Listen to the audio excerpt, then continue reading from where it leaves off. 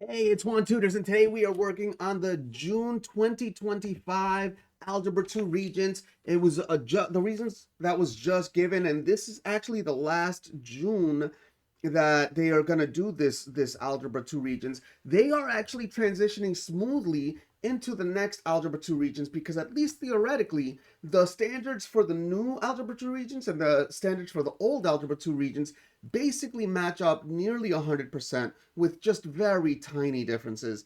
And so that said, we are going to jump into this test.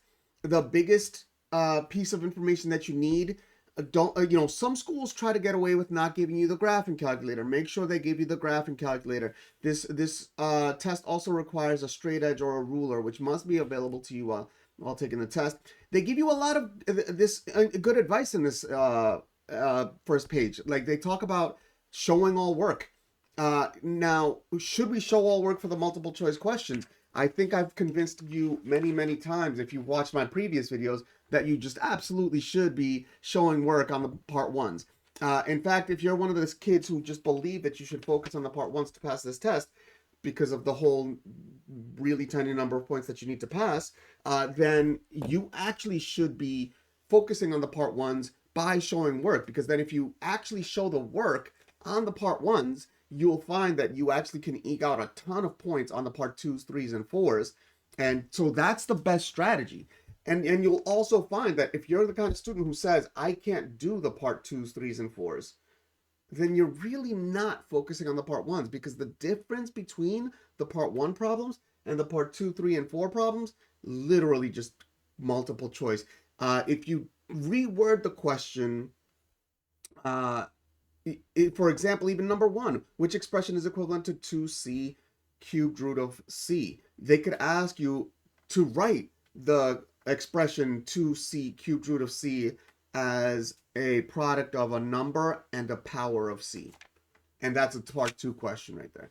Every single multiple choice question is a part two question, and every part two question is a multiple choice question. And in fact, if you look at the part threes and fours, each part of those tends to be basically exactly a part one question. So if you're focusing on the part ones, show all work, and then also focus on the part twos, threes, and fours, which means you're gonna get the best grade possible on this test. I've seen way too many blank part twos, threes, and fours, and again, don't want to see it. Don't want to see them anymore. And the fact is that when I look at part ones, because I always do leaf through part ones, they almost look exactly like this one does, except for, of course, my tutoring logo, JuanTutors.com.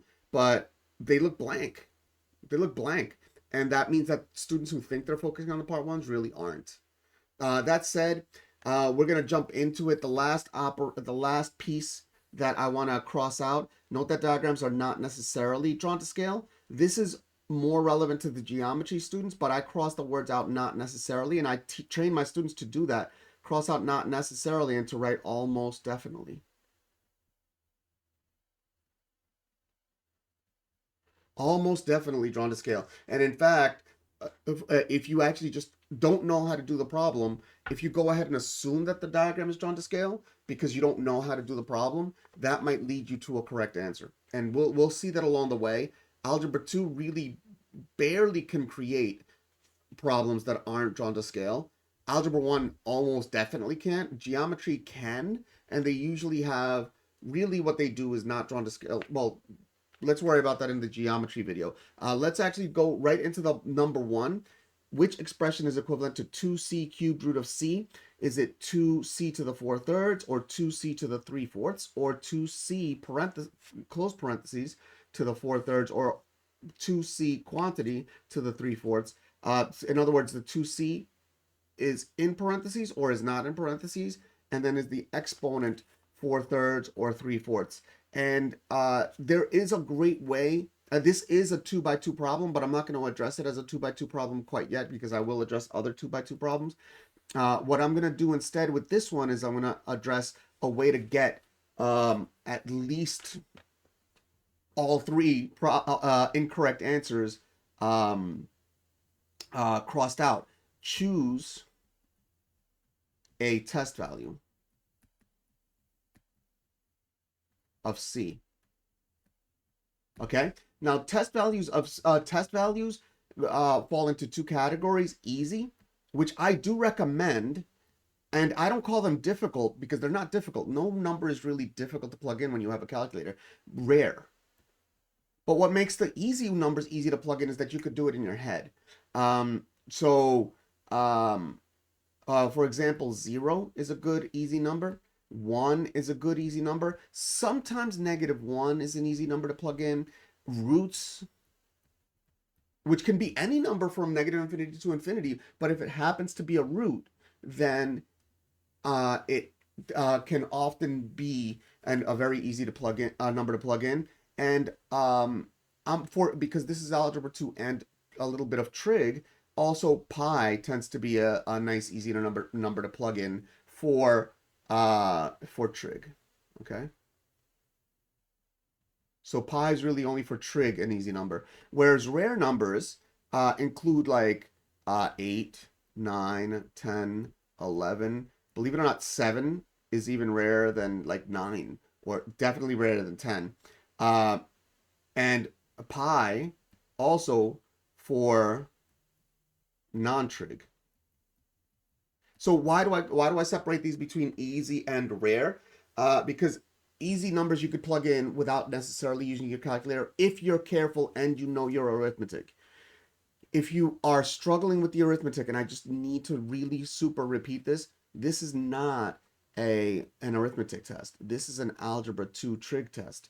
They're not testing your arithmetic. In fact, you are legally allowed to do every single bit of arithmetic on your calculator. This is not the time to be proud and say, I think I know what plugging in 1 is easily, and then you end up getting it wrong, or how -1 works, or how parentheses work. I think I know it. I'm not going to bother plugging it into the calculator. Actually, swallow that pride and plug it into the calculator. So that said, an easy number to plug in this case, like the number 1, does confirm that some of these answers are incorrect, because if you plug in a 1, you end up getting 2 times 1 times 1. Choice 1 and choice 2 would be equal to 2 times 1. And choice 3 would actually be equal to 2 to the 4/3, which is not 2. 2 times 1 is 2, right? So the original would be 2. Choice 1 and 2 would be 2. Choice 3 and 4 would not be. So if we plug in 1,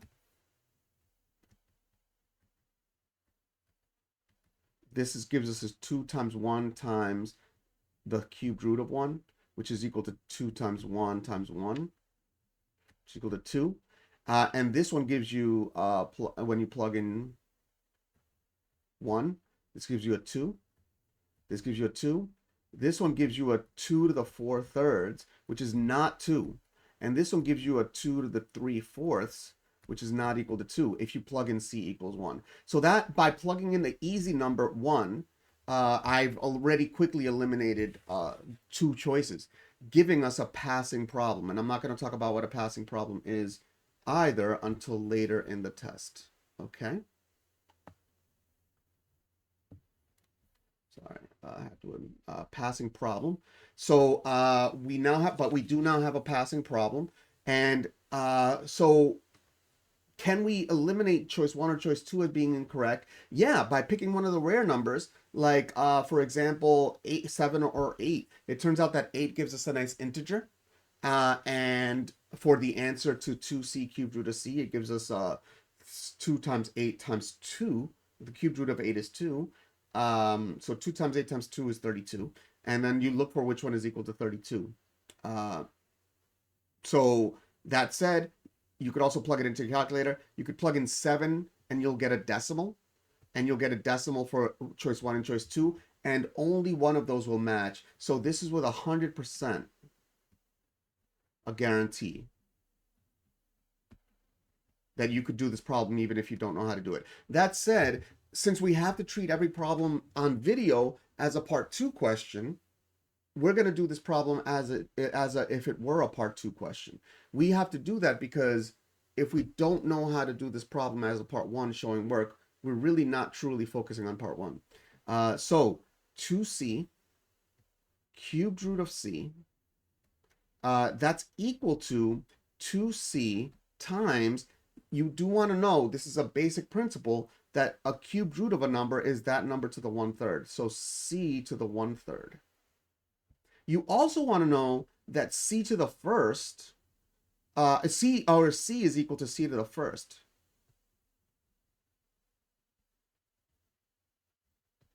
Okay. Now there is a rule, a basic rule of exponents. If you have a power of p to the m, let me erase that. Don't need parentheses for this one.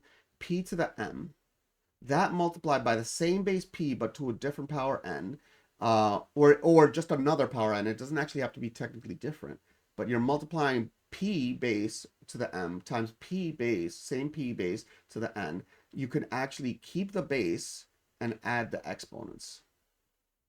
And so what that does for us in this problem is that we can multiply by 2, keep the base c, and add the exponents 1 plus 1/3. And this is the point where I recommend, again, not being proud and not checking what 1 plus 1/3 is on the calculator. If you don't know what 1 plus 1/3 is on the calculator, just check it on the calculator.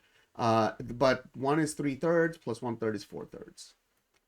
Confirming that choice 1 is the correct answer. With that, we're going to move, and we got a guaranteed passing problem and a way to guarantee getting the right answer, choosing test values, like plugging in 7, 8, 9, 10, or 11.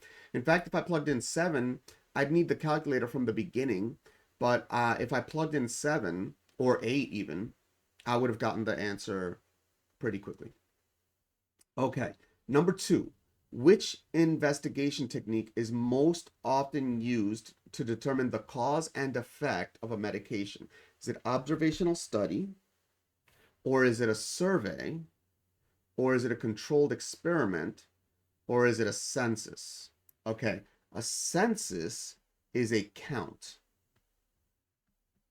That's all it is, a count. You can count the number of people. That is a population census. You can count the number of trees that is of a certain species, or that is a ecological census. You could also count the number of each type of species of trees in a small region. That is also a census. Okay, a controlled experiment, which is looking very good, is where you have one variable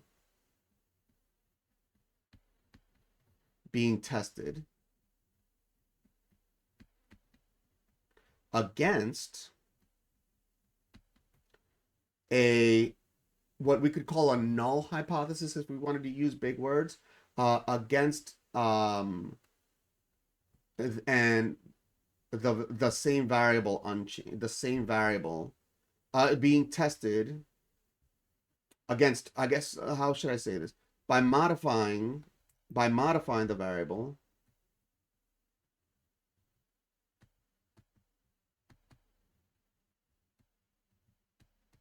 in one group and keeping the variable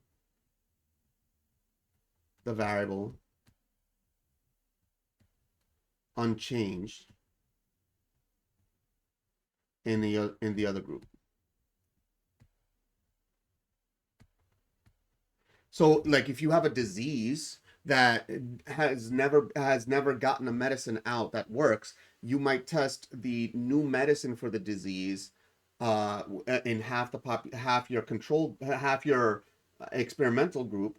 I'm sorry, your experimental group, and then the same size control group would not get the medicine at all. Or in the case of, let's say, a vaccine, which, as many of you know, vaccines are safe and effective. They don't cause autism, etc.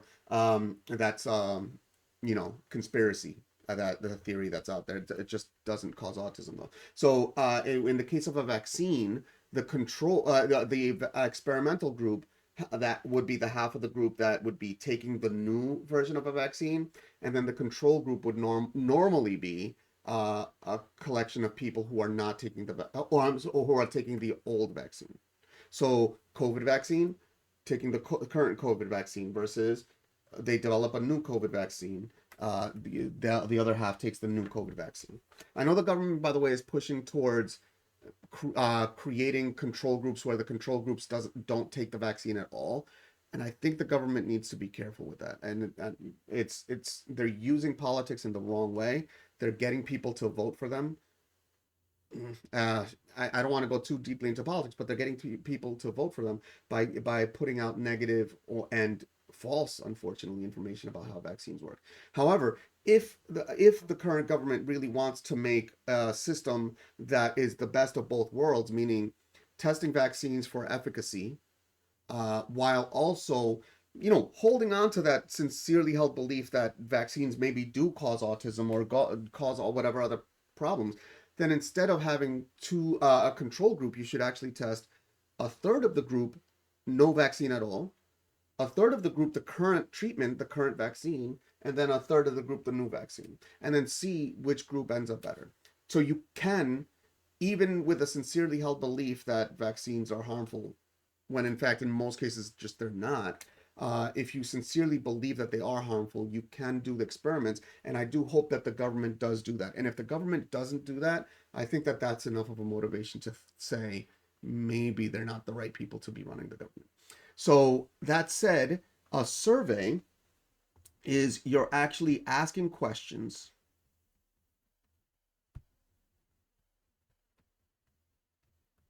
to individuals.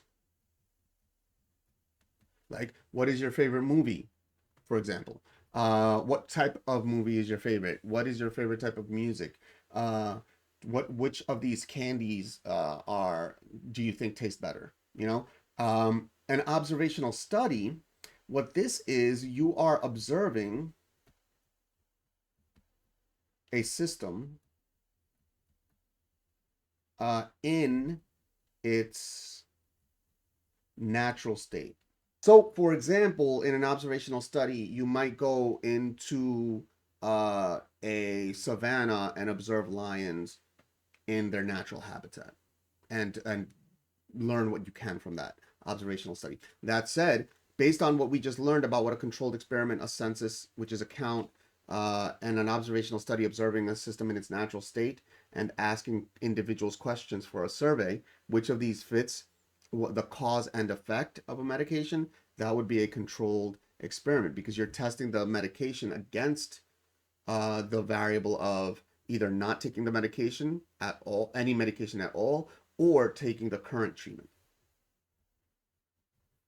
So that said, let's move on to number 3. What is the solution to 5 parentheses 2 to the power of 19x is equal to 50? Is it x equals log 50 over 19, or x equals log base 2 of 10 over 19, or x equals log base 2 of 45 over 19, or x equals 5 over 19? A guaranteed way of getting this answer is by plugging it into the calculator and see which answer is right. Guaranteed 100% certainty to give you the answer. Now, the way again that I am doing this video is I am going to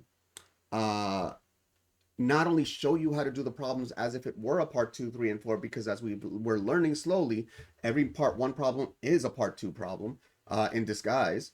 But also, if you're not able to do them the way you would do a part 2, you're not really truly focusing on the part 1s. But also, if you get to a problem that you don't know how to do, I want you to be able to eke out as many points as possible. So there's a guaranteed way to get this answer, and that is by plugging into the calculator. So let's open the calculator. And for the purposes of demonstrating plugging in, I'm always going to plug in choice 1 unless choice 1 was eliminated for any reason. So I'm also actually going to show you how to put in a fraction with a horizontal fraction bar, because I know a lot of students struggle with the horizontal fraction bar being a grouping symbol versus a diagonal fraction bar very much not being a grouping symbol, which causes a lot of students to get wrong answers even when they know how to do it. So if you press the math number, go to the right for number, go to the very last option, N over D. That gives us an actual proper fraction on the calculator. A lot of teachers don't know how to put this into the calculator like that. So I wanna make sure that you know how to do it. This is log of 50 in the numerator, close parentheses, and then the denominator is 19. Okay? Now, this decimal, I have to plug that into the original equation and see if I get a 50. 5 parentheses 2 close parentheses to the power of 19 times x, which is the answer. Enter, see if I get 50. Do I get 50? No whammy. So, or whammy, that's a whammy, sorry. So that one is incorrect. And this method will work to eliminate all the incorrect answers. So if you go through 2, 3, or 4, one of these is going to be the likely incorrect answer. There is one that I will gladly eliminate right now. This one, choice 4. Because of the fact that 50 has a well, 5 over 19 is very easy to plug in, is that point. If you multiply 19 times 5 over 19, the 19's cancel and you get 2 to the 5th power. 2 to the 5th power is 32. 32 times 5 is very much not 50. Where does 5 over 19 come into play? Where it comes into play where students put in the 5 over 19, 19 times 5 over 19 is 5, and they recognize that 19 times 5 over 19 is 5. They recognize that the exponent is 5, but then they treat it as if it's not an exponent at all. They treat it as if it's a multiplication, and it's not a multiplication. It's an exponent. Very different operations. So the 2 to the 5th power is 32, not 10. And so we've now turned this into a passing problem, which I haven't talked about what that means yet, and I still won't. We're going to move on and do this problem by hand and then talk about a passing problem in a future problem. So how do we solve this one by hand? To the power of 19x equals 50. So 5 times 2 to the 19x equals 50. X appears exactly once in this equation, which means that we could solve the equation via the inverse operation method. What is the inverse operation method from Algebra 1 class and Geometry class and pre-algebra class? We can eliminate all the operations done to x, but in the reverse order that they were done and using the inverse operation as well. The last operation done on the left to x, well, first it's multiplied by 19, then that is put as an exponent with a base of 2, and then that is multiplied by 5. The first thing we undo is that multiplication by 5 because that's the last operation done to x. To divide by 5, we get that 2 to the power of 19x is equal to 5 over 50 is 10. Now, that tells me that it's very likely going to be choice 2 and very likely not going to be choice 3. This is feeling very good. In fact, this is almost making it look like we're going to be able to eliminate number 1 and number 4 even from this point. But that said, I see that choice 2 and choice 3 both use log base 2. So I am going to use log base 2. Choice 1 uses log base 10. So you can go back and use log base 10, but you should immediately be able to eliminate choice 1 when you use log base 10, because on the right side, you'll have a log base 10 of 10, which is 1. And on the left side, you'll have a log base 10 of 2. But this says log base 10 of 50. So we've just confirmed that the answer that has a log base 10 of 50 is just not correct.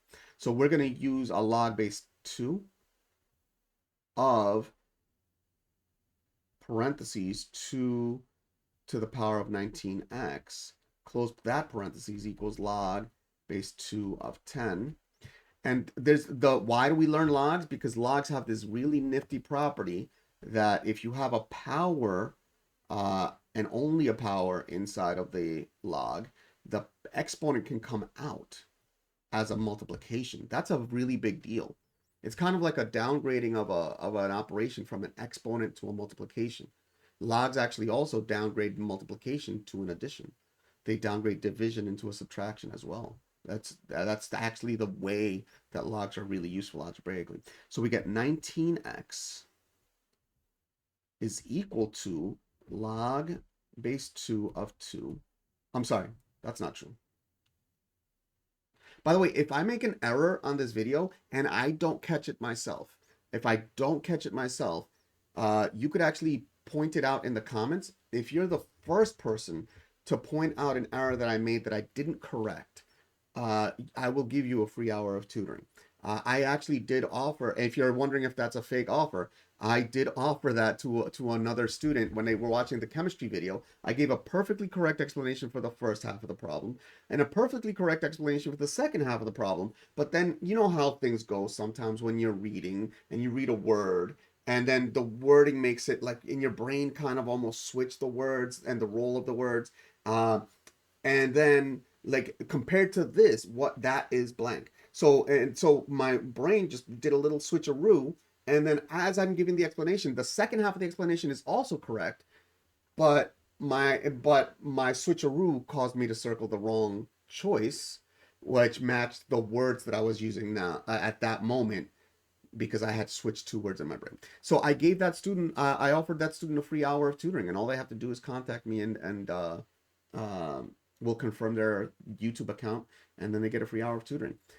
So that said, it has to be an error that I don't catch myself, not a typo, and I'm the only arbiter of that, but I am fair. Have I done it before? Yes, so I am fair, and that's a guarantee that I'm making to you. Okay, so again, 2 to the 19x equals 10. We took the log base 2 of both sides, and then the awesome part is that the exponent in the 2 to the 19x comes out as a product. 19x times log base 2 of 2 is equal to log base 2 of 10. And if you're wondering, wait, none of these have log base 2 of 2 and log base 2 of 10. But if you go to the calculator and calculate log base 2 of 2, actually, I am going to do that right now. Let's go to the calculator so that we know how to do log base math. I believe number. I believe that's where it is. Let me take that back. Okay, so if you scroll down to the second to last option under math, so you press the math button, the second to last option is log base 2 of 2. I do want you to know this, log base n of n is just 1. That's for every n. Log base 10 of 10, 1. Log base 30 of 30, 1. Log base e, natural log of e, is 1. So that's equal to 1. Let's minimize that now. This is equal to 1. And we got 19x is equal to log base 2 of 10. And if we divide by 19, we get that x is equal to this number, which is choice 2. By the way, you'll see my tutoring logo all over this video. This video is given to everyone for free. But my tutoring is, of course, not free, except for if you find me making an error in this video. And this is for this video, by the way, and every video that I say that. Past videos were not as professional, so it's for this video.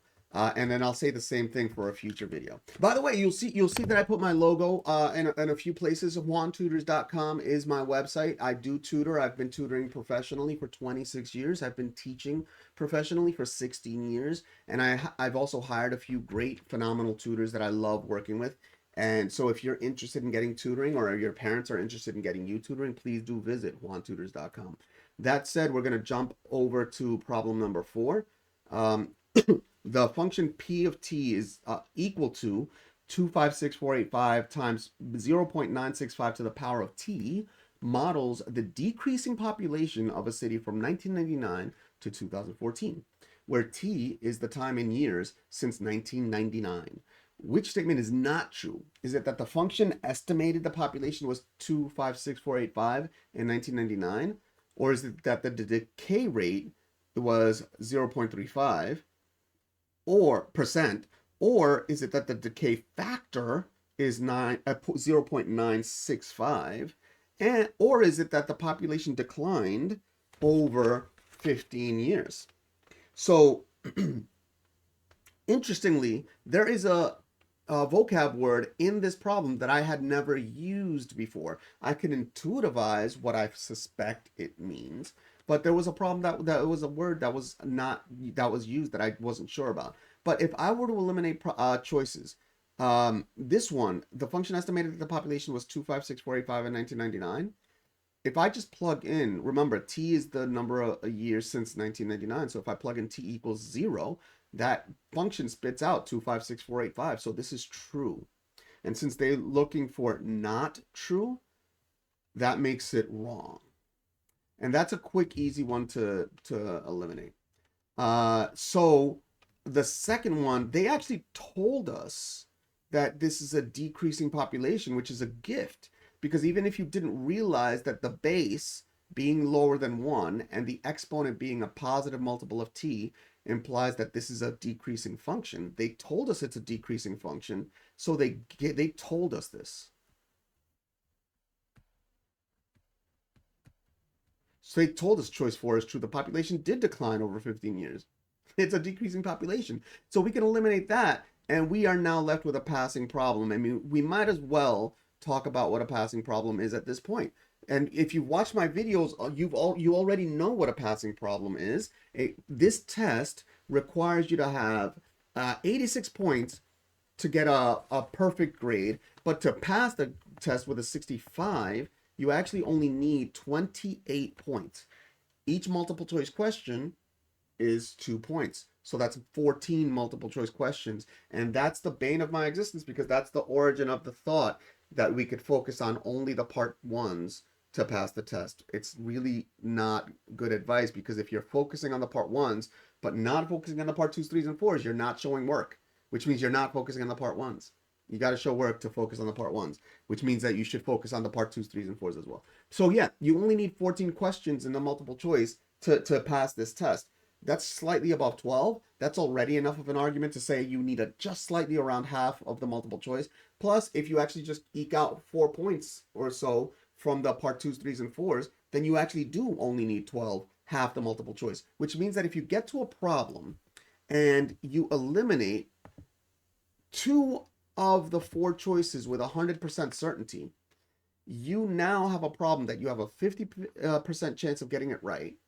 You only need 50% of the multiple choice. So this problem now, even if we just wild guess, statistically speaking, does not lower our grade relative to a passing grade, nor does it neither raises our grade nor lowers our grade relative to a passing grade. So whatever's a passing problem, you've eliminated at least 2 choices. And we haven't eliminated any choices that we think are wrong yet, but you'll see my notation later on. But eliminating choices that you think are wrong when you're really stuck is not a bad strategy. But these answers, choice 1 and choice 4, we actually know are wrong. So we have a 50-50 chance of getting it right, even if we guess, even if we wild guess. Now, the decay rate is 0.35%. That one, let's actually analyze that. If you do 100% minus 0.35% on the calculator, you don't actually have to put the percent symbol because you're just subtracting percents. There's no multiplication here. 100 minus 0.35, and according to the calculator, that is 99.65. That's equal to 99.65%, which would imply that the number that we're multiplying by in this function, converted into a number between 0 and 1, is 0.9965. But that is not what this number is. This is 0.965, not 0.9965. So this one is incorrect. We verified that that one is incorrect. And this is the vocab word that I had never heard before. Decay factor. I probably have heard it before. And of course I could divinate what it kind of means based on content and having done math for I'm 43 now, so for 43 years practically. The decay factor is 0.965. And the reason what I have heard before is the growth factor. Growth factor would be when this constant, this base is greater than 1. That would be the growth factor. The decay factor is between 0 and 1. And so this is the correct answer. And now we've learned a new vocab word. So I'm excited. Number 5, 4 different surveys gathered data about the purchasing behavior of pet owners. Pet owners from the same population were randomly selected. While collecting data, Chris surveyed 942 pet owners. John surveyed 410, and Brooke surveyed 800, and Shane surveyed 100. Whose survey will likely have the smallest margin of error? Is it Brooke, Chris, John, or Shane? And this one, you could actually turn this one into a passing problem too, because suppose you don't know which one gives the smallest margin of error. You could probably guess that it's either the one that asked the most number of people or the least number of people, which would eliminate the 410 and the 800, which would eliminate John, and it would eliminate Brooke. Eliminate John and eliminate Brooke, and we still haven't eliminated answers that we think are wrong, but we have converted this into a passing problem. Now the question is, does Chris's survey with 942 pet owners or Shane's survey with only 100 pet owners have a smaller margin of error? Now, if I'm thinking about if I'm trying to think about the most accurate survey possible, I want to ask as many people as possible. So I'm suspecting, fake student me is suspecting. What is fake student me, by the way? I simulate myself as if I were a struggling student, as opposed to being a math teacher who can do every single problem here. So fake student me suspects that the answer with more people is the correct answer, and suspects strongly that the answer with the fewer people is the incorrect answer. This is worth my time, and let's note some notation that I used here that I highly recommend that you borrow because it's super easy. You cross out on top of the number if you know with 100% certainty that it's wrong, and you cross out at the and then you cross out, you put an X next to the answer but not on the number. You put an X next to the answer if you suspect that it's wrong. You put a checkbox next to the answer if you think it's the correct answer, or if it has something correct to it. And then you, of course, circle the answer if you know that it's correct. And in fact, what we just said, that intuition that we had is actually the thing that you need to know. If you want the most accurate survey possible, you have to ask as many people as possible. The more people that you ask, the more accuracy you get. So Chris surveyed more people than Shane did. Chris's survey is definitely the most accurate. Now we've circled that one because we know it's correct. Number 6, given I is the imaginary unit and a equals I cubed, b equals I squared, and c equals I, which expression is equivalent to 2ax squared plus 3bx minus cx? Is it negative 2i squared minus 3x plus ix, or negative 2i squared minus 3ix, or negative 2i squared minus 3x minus ix, or negative 8ix cubed minus 3x minus ix? And I would advise you to just do your best with this problem, but it does turn out that there's some calculator knowledge that does help. So we are going to pull out the calculator right now. A lot of teachers don't know this, and so a lot of students definitely don't know this, that you could actually calculate powers of I on the calculator. Right above the decimal is a tiny blue I, which means if you press the blue second button and then press I, that's regular I. And specifically A, for example, is equal to I cubed. So second I to the power of 3 is equal to negative I. Now I notice in the expression the coefficient of 2a is equal to, the coefficient of x squared is equal to 2a. So if I plug in 2a, 2 times I, second I, power third, that's 2a is equal to negative 2i. And that might be a surprising number, but it is equal to negative 2i. That is correct. So if we go to the Regents, we look for the ones that have a coefficient of negative 2i as a coefficient of x squared. This one has the correct coefficient. This one has the correct coefficient. This one has the correct coefficient. This one does not have the correct coefficient. Also doesn't have the correct power. So that choice 4 is wrong. And so we've eliminated at least one answer. And can we do this with this in the same way that we did the coefficient of x squared? Absolutely. And in fact, they could have made this problem a little bit more difficult by just combining like terms or something like that. But they didn't combine like terms, which means that we could actually look at the coefficients individually.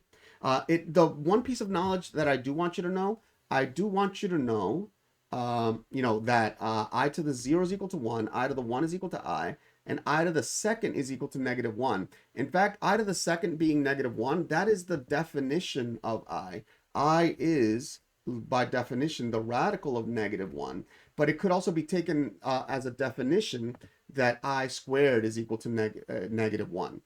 Then I cubed by the calculator or by recognizing I cubed is I squared times I, that would be equal to negative I, and I to the fourth is equal to 1, which is amazing because I to the 0 is equal to 1 and I to the fourth is equal to 1. These are both equal to 1, which means that we get a cycle. I to the 8th also equal to 1, I to the 12th is equal to 1, I to the 13th, that's 1 times I, which is I. And you could even do things like I to the 2025. Well, 2024 is a multiple of 4. One more than that is 2025. So I to the 2025 is I to the 1, which is equal to I. I to the 1,000 is a multiple of 4, so I to the 1,000 is equal to 1. 79 is 3 more than a multiple of 4, so I to the 79 is equal to I to the third, which is equal to negative I. So that's doable. That said, can we do this whole problem on the calculator? Absolutely. Now that we have this table, though, I am going to use it in my knowledge of how imaginary numbers work. B is equal to I squared, which is equal to negative 1. Okay? So if you have 3bx, that's equal to 3 times negative 1 times x, which is equal to negative 3x. So the answers that have a negative 3x, which is of the remaining ones, literally choice 1 and choice 3, those could be correct. Now, I can't yet eliminate choice 2 because I don't know what's going to happen with the last coefficient. So now if we look at the last coefficient, so c is just I. So this is minus cx. Minus cx is just equal to minus ix. So if you have a minus ix in the answer, this one has a minus ix, this one has a plus ix, and this one has a minus 3ix. Minus 3 minus I is not equal to minus 3i because minus 3 minus I is a subtraction, not a multiplication. Minus 3 times I is minus 3i, but minus 3 minus I is just minus 3 minus I. And so this one has the wrong coefficient here. And so we've eliminated choice 1 and choice 2, and we're keeping choice 3. Number 7, which sequence has a common ratio of 1/2? Is it negative a quarter a, negative an eighth a, negative 16th a, negative 132, 132nd a, dot, dot, dot, or is it 1 over 32a, 1 over 16a, 1 over 8a, 1 over 4a, dot, dot, dot, or is it 20a, 39 over 2a, 19a, 37 over 2a, dot, dot, dot, or is it 22a, 22.5a, 23a, 23.5a, dot, dot, dot. A lot of students dismiss number 3 and number 4 for incorrect reasons. There are reasons why we can eliminate choice 3 and choice 4, but we got to be careful not to do incorrect reasons. The problem said common ratio of a half, which means that we're multiplying by 1/2 to get the next term. Multiplying the current term by 1/2 to get the next term.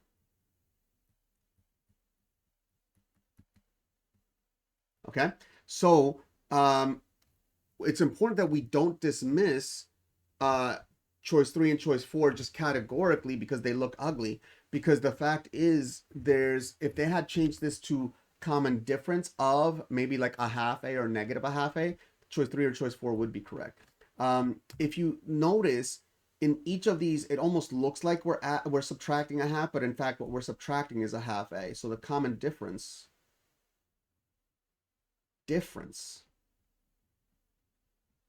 is equal to negative 1/2 a. This one, we're adding half a, so the common difference is equal to 1/2 a. Okay? And so then the answer, we've eliminated these choices because they are technically arithmetic sequences. A common ratio would produce a geometric sequence. This is a place where I recommend going to the calculator and humbly putting in not being afraid to put in those numbers into the calculator and see what the calculator spits out for us. So I'm gonna put in the fraction as a proper horizontal fraction bar. Put the negative in front. 1 over 4. Okay.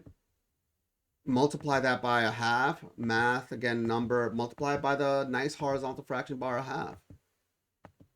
And see what the calculator gives.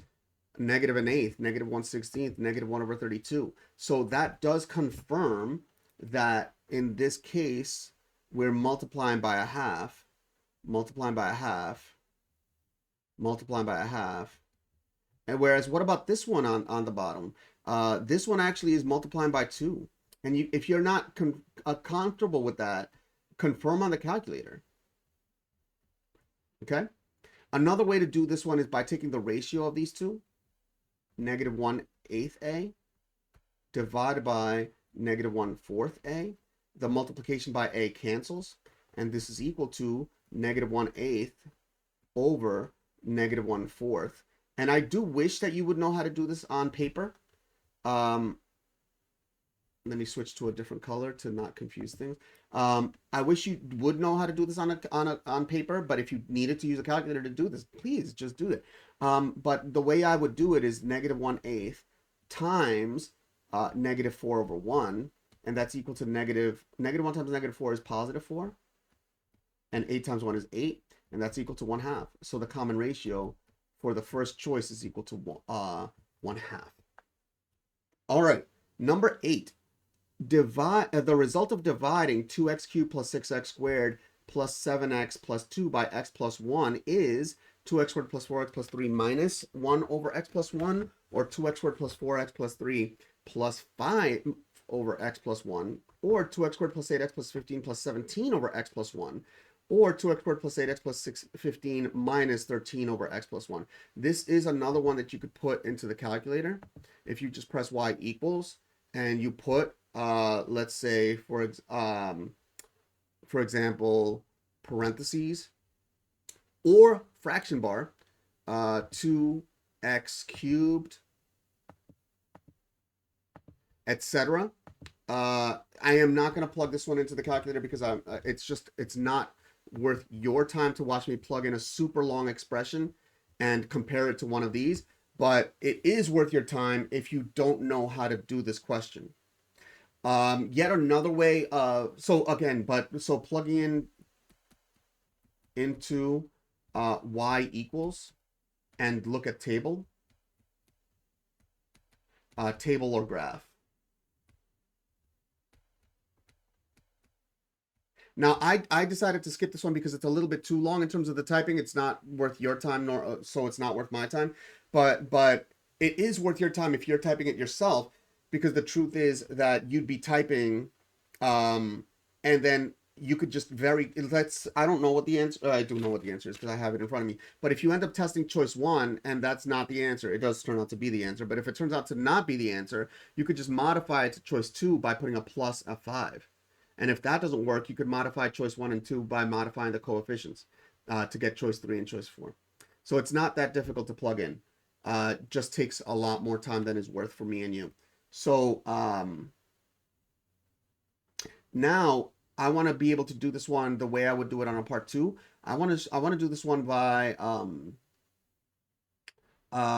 synthetic division. I see the coefficients are 2, 6, 7, and 2 without skipping any terms. Exponents 3, 2, 1, 0. So I write those numbers 2, 6, 7, 2, and I divide, and then I put a little box here for the remainder. That's the remainder. And then I put the root of x plus 1 here, which is a negative 1. That's the root of x plus 1. Okay? Then I bring down the 2, I get a 2. So multiply the 2 by negative 1, I get negative 2. add the 6 and the negative 2, I get 4. Multiply by negative 1, I get negative 4. Add negative 7 plus negative 4 is 3. Multiply by negative 1, I get negative 3.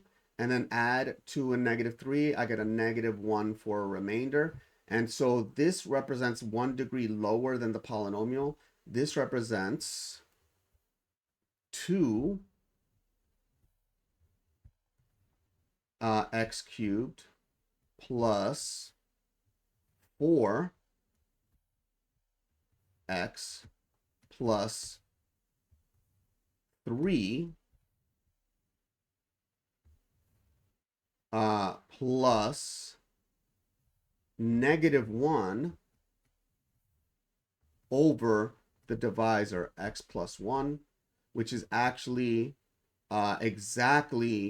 almost exactly choice 1, but this one has a minus 1 over x plus 1, which is equivalent, right? Plus negative 1 over x plus 1 is the same thing as subtracting 1 over x plus 1.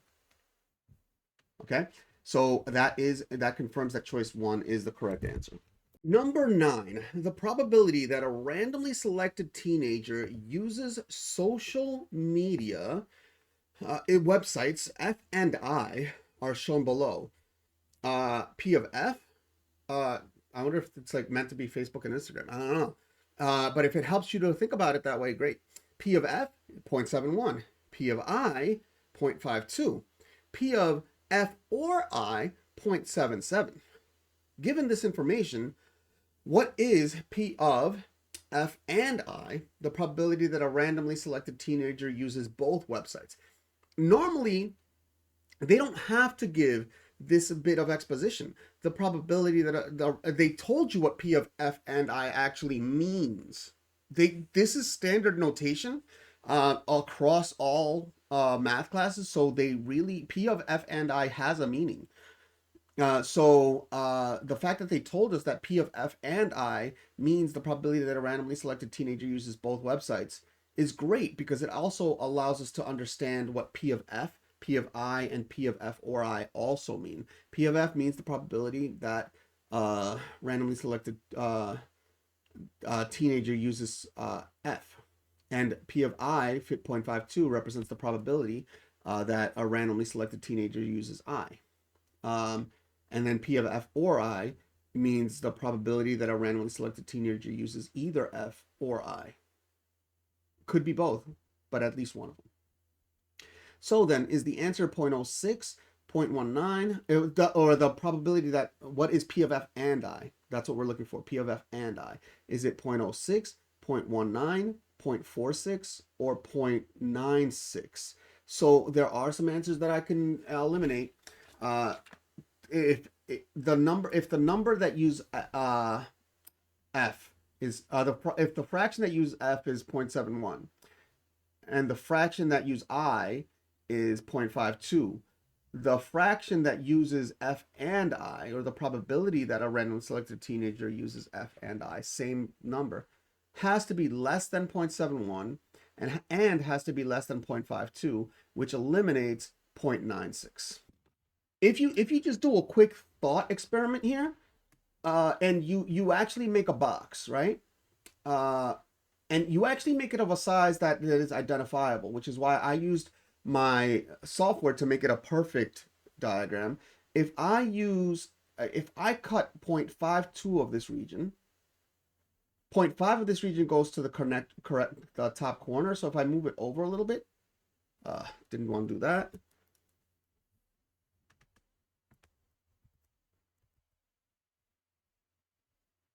Okay. So this is like 0.52, and this is 0.48. This is the students that don't use F. Then if you try to like find a way to cut this region and minimize the amount of this region of students who use F. So for example, let's suppose that this entirety of the 0.48 uses F. Then you can cut another piece here And how big is that remaining piece over here? Okay, so this tiny region, 48.48, 0.58, 0.68, 0.71, 0.23. That's the minimum intersection, assuming the intersection is as tiny as possible. This is saying that this entire region uses is the fraction of students who use F. So that means that P of F and I is greater than or equal to 0.23, eliminating choice 1 and choice 2. So this problem can be done without even knowing how to do the problem. However, what this is, there's an important law that we are expected to know in this class, and it does very much appear in part 2 question. This is for any F or I. It doesn't have to be social media site F and social media site I. It could be any event F and event I. P of F and I is actually equal to, well, definitely sum of P of F, some of that F is in P of F and I. Well, actually all of it is. No, not all of it. Some of it is.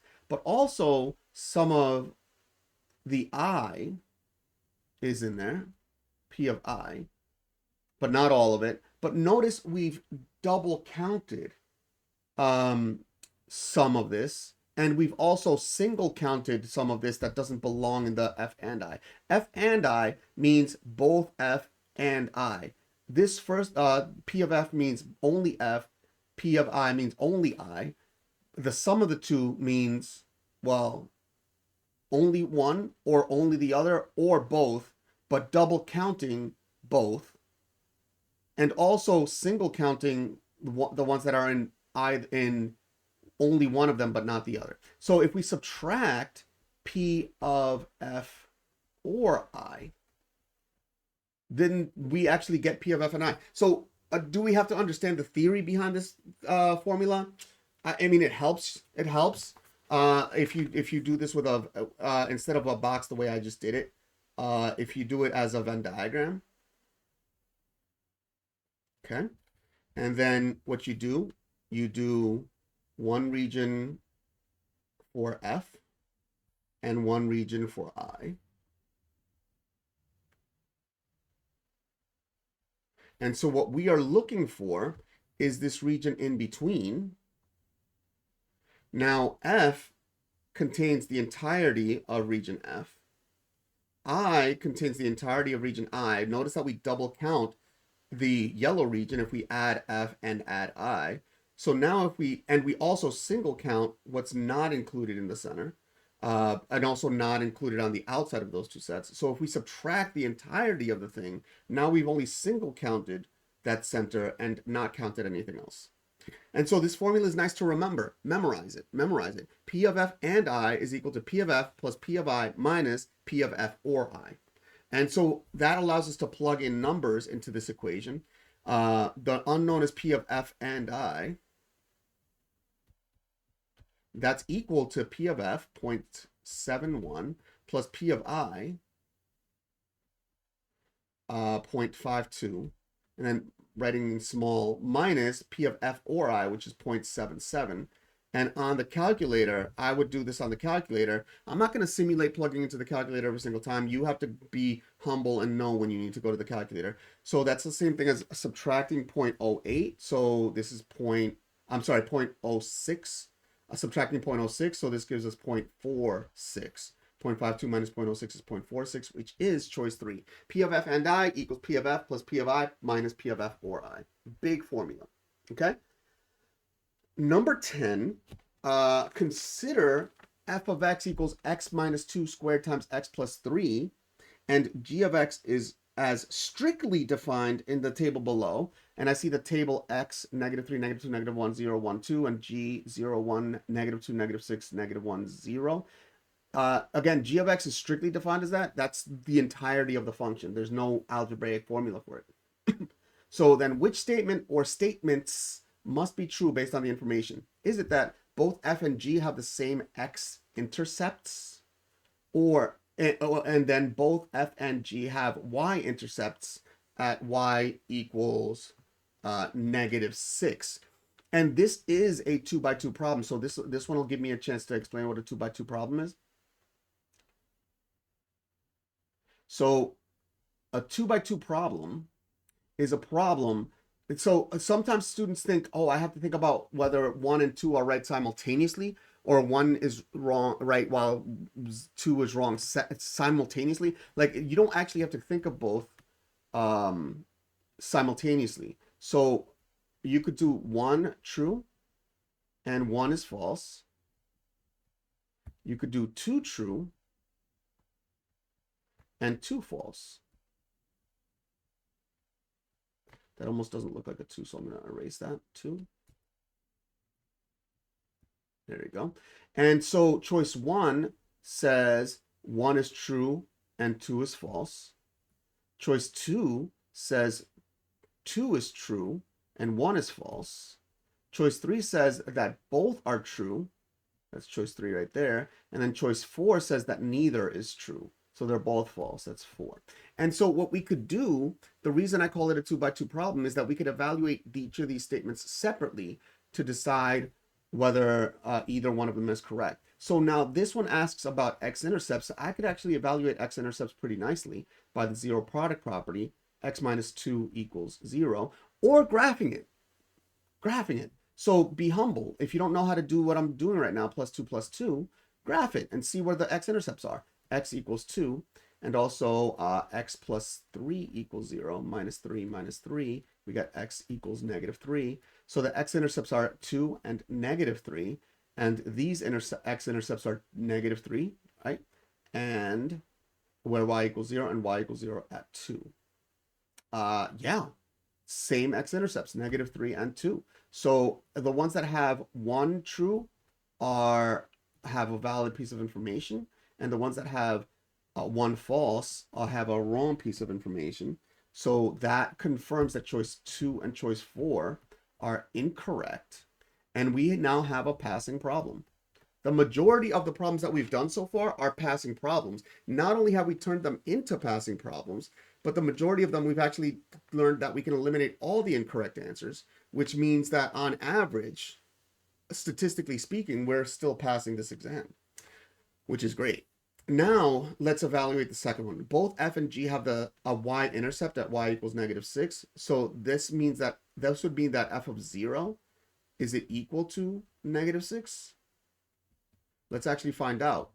F of 0 is equal to 0 minus 2 squared times 0 plus 3, which is equal to -2. What just happened there? That's interesting. By the way, I'm not deleting any errors any like video taking errors that I make, because I find that editing the video takes away from my ability to do all the regions, and students always ask me, do all the regions. So I'm like, okay. The only way to do that is by not fixing every like weird glitch that just like the one that just happened. So we got a -2, 0 minus 2 is -2, that squared, times 0 plus 3 is 3. Be humble if you don't know how to do this on paper, but -2 squared is 4 times 3, and that's 12. And this test is not an arithmetic test, it's an algebra test. So even on a part 2, if you write parentheses 0 minus 2 squared times parentheses 0 plus 3, and the very next line says equals 12 because you did that arithmetic on the calculator, totally legal. So we see that this is equal to 12 and not equal to 6, and so 2 is false. 2 is false. 2 is false. The only one that has 2 checkbox, and cross out the ones that say 2 is true. The only one that has 2 checkboxes is choice 1. So choice 1 is the correct answer. Number 11, Josie examines the graph of f of x equals 3 to the power of x minus 8 and g of x equals 1 over x squared minus 4. The number of solutions to f of x equals g of x is 1, 2, 3, or 0. So if you want to guess on this one, you can feel free to guess on this one. I mean, if you happen to be like a super grapher, like you're really comfortable graphing, that's another way that you could do this one. This one it goes like this and like this. This is G. and then it's got an asymptote, right? If you're really good at coming up with these graphs on paper, then do it. And then that, and then that, right? And then g of x equals 3 to the x minus 8.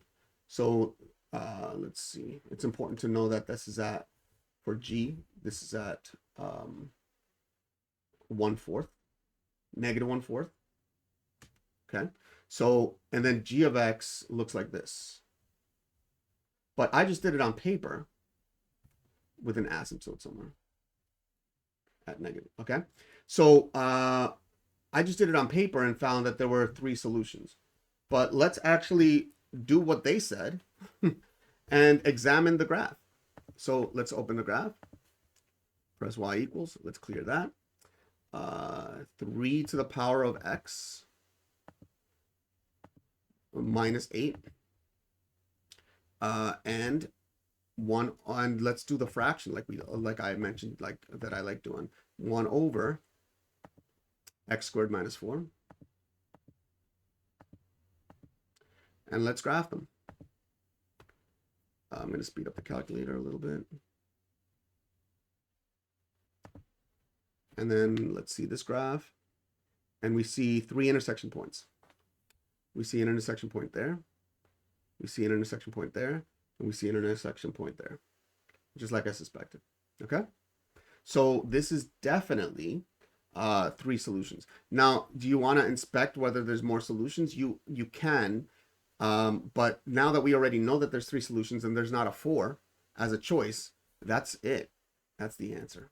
Number 12, which binomial is a factor of g cubed plus 6g squared plus g minus 14? Is it g minus 1, g minus 2, g plus 1, or g plus 2?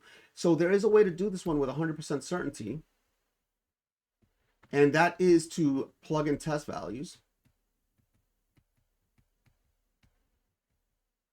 Now, there is a detail that you need to know to plug in test values. So if you don't know this detail, it could be really difficult to get the problem. By the way, another way to do it is factoring it. If you could just factor this polynomial, then just go ahead and factor it. But plugging in a test value, there's an important detail to know that, let's say g minus, let's go for the first one. G minus 1 is a, or it could be g minus k. G minus, I'm going to do g minus k to make it as generic as possible. G minus k is a factor of g cubed plus 6g squared plus g minus 14 if and only if k is a root of g cubed plus 6g squared plus g minus 14.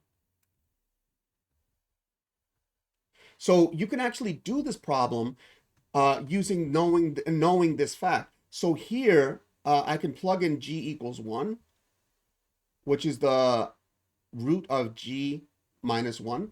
And if I plug in a 1, the coefficient of g cubed, so I got a 1 times 1 cubed plus a 6. That's the easiest one to plug in. Plus 6 times 1 squared plus 1 times 1 minus 14, which is equal to negative 6, not equal to 0. Okay, so that means that g equals 1 is not a root of the polynomial g cubed plus 6g squared plus g minus 14. Therefore, g minus 1 is not a factor of the polynomial. Now, that crosses out choice 1. Plugging in a 2, plugging in a negative 1 and a negative 2 might be harder. However, you have access to the calculator. Press y equals. This is a great example to plug it in. I'm going to unhighlight these 2 so that I can keep them there without having to delete them. And I'm going to put in the x cubed plus 6x squared plus 6x squared plus x minus 14. Okay, and then I'm going to look at the table and I'm going to look for the root. Let's see. They say 1, 2, -1, or -2 are the root. Let's see. Looks like -2 is a root. Therefore, g plus 2 is a factor. So that does confirm that the answer is 4. I told you that I would do every single problem as if it were a part 2 problem. So I do have to do the work. The way I recommend is so plugging in, you could plug in manually or on the calculator. Another way that you could plug in is synthetic division. Like say you actually thought choice 2 was the answer. So the root is 2. So then you plug the root 2 into the polynomial, into the 1, 6, 1, -14. Put the remainder here. See if we get a 0. Bring down the 1. 1 times 2 is 2. Add 6 plus 2 is 8. 8 times 2, 16. Plus 1 plus 16 is 17. 17 times 2 is 34. And 34 plus -14, it really matters that it's not 0. It's 20, but it really matters that it's not 0. So not equal to 0. And that's actually the value of g cubed plus 6g squared plus g minus 14 when you plug in x equals 2. And let's confirm that on the calculator. X equals 2. We plug in, we get y equals 20. G of that polynomial equals 20. So we could do that the same way with the answer that we confirmed by calculator that is correct. The root is -2. G equals -2. So put a -2 here. Put a, let's see, 1, 6, 1, -14 here. Put the remainder here. And let's go 1, multiply, -2, -2, add, we get 4. Multiply, we get -8. Add, we get -7. Multiply, we get positive 14.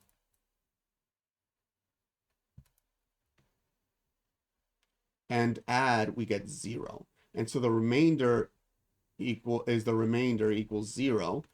That means that a -2 is a root of the poly.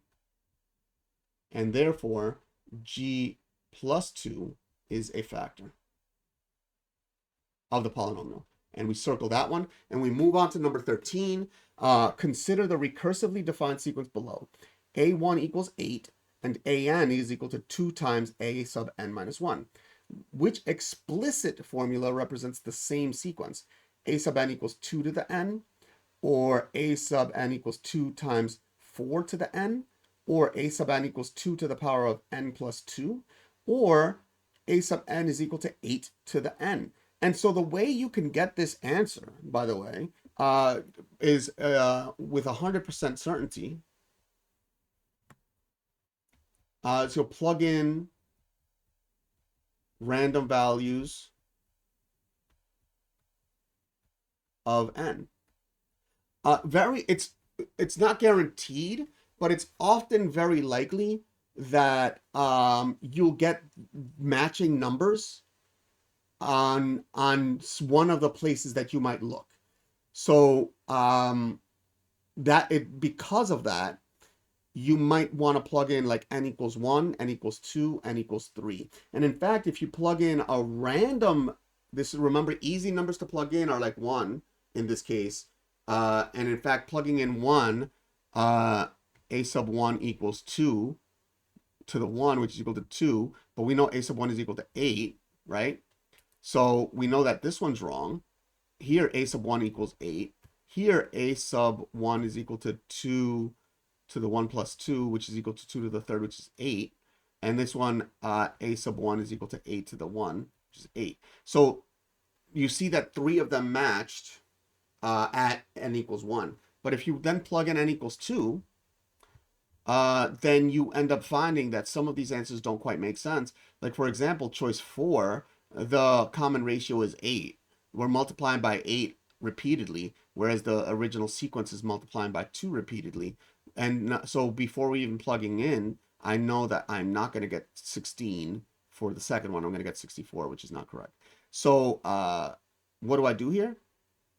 Um, that's one way. That's one way to do it. And actually, here, I noticed that the common ratio is equal to 4, not equal to 2. Here, again, the common ratio r is equal to 8, not equal to 2. And then so that also eliminates choice 2, and that does leave us with choice 3.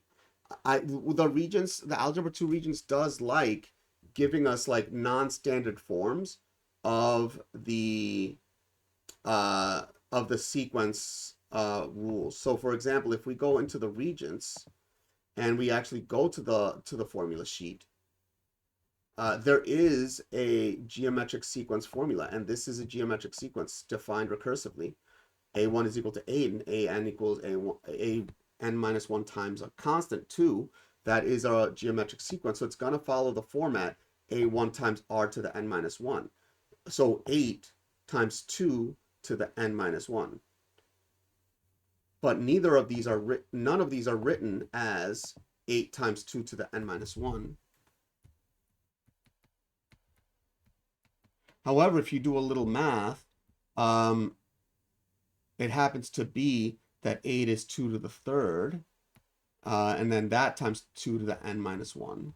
And by the rule that p to the m times p to the n is equal to p to the m plus n, I could add these exponents. These are the same base 2. I get 2 to the n minus 1 plus 3, which is equal to 2 to the n plus 2, which is the format that they gave us. So getting the right answer using a formula and then playing around with it does also work. Number 14, what is the exact value of tan negative 5 pi over 6? Is it equal to 1 over radical 3, or negative 1 over radical 3, or radical 3, or negative radical 3? Now, this is one where if you don't know how to do the problem, I actually do recommend putting this into the calculator. So I'm going to open the calculator. And let me shrink that a little bit so that we can see it a little better. I'm going to make sure that my calculator mode is radians. So I go to radians, press enter. I enter like 3 times to make sure it's radians. I didn't mess that up. And then I'm going to do tan of negative 5 pi. Pi is above the exponent button, over 6. Close the parentheses. And I get this decimal. And at this point, you might be like, oh, wow, what is this decimal? I don't know how to do this. Except that this is a wonderful place to eliminate some answers. This is technically a 2x2 problem. The question is it positive or negative? And also, is it radical 3 or 1 over radical 3? So,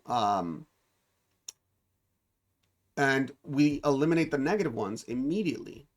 And so this turns this into a passing problem on the calculator by plugging it into the calculator. And in fact, we've confirmed that tan pi over 3 is less than 1, but radical 3, because 3 is greater than 1, radical 3 is greater than 1, which doesn't match the fact that it has to be less than 1. That eliminates all the choices. But even just to confirm, we do 1 over radical 3.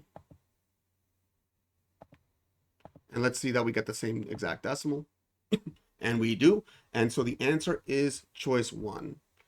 And we move on. But before we move on, actually problem 14 secured us a passing grade. We needed 28 points on this Regents, and we've gotten 28 points because we've gotten the first 14 problems correct. So congratulations for getting to this point and officially passing the Regents. Now, we've passed the Regents because we've treated every single problem as a part 2 problem. So we've shown work on every single problem and made sure that every problem is correct.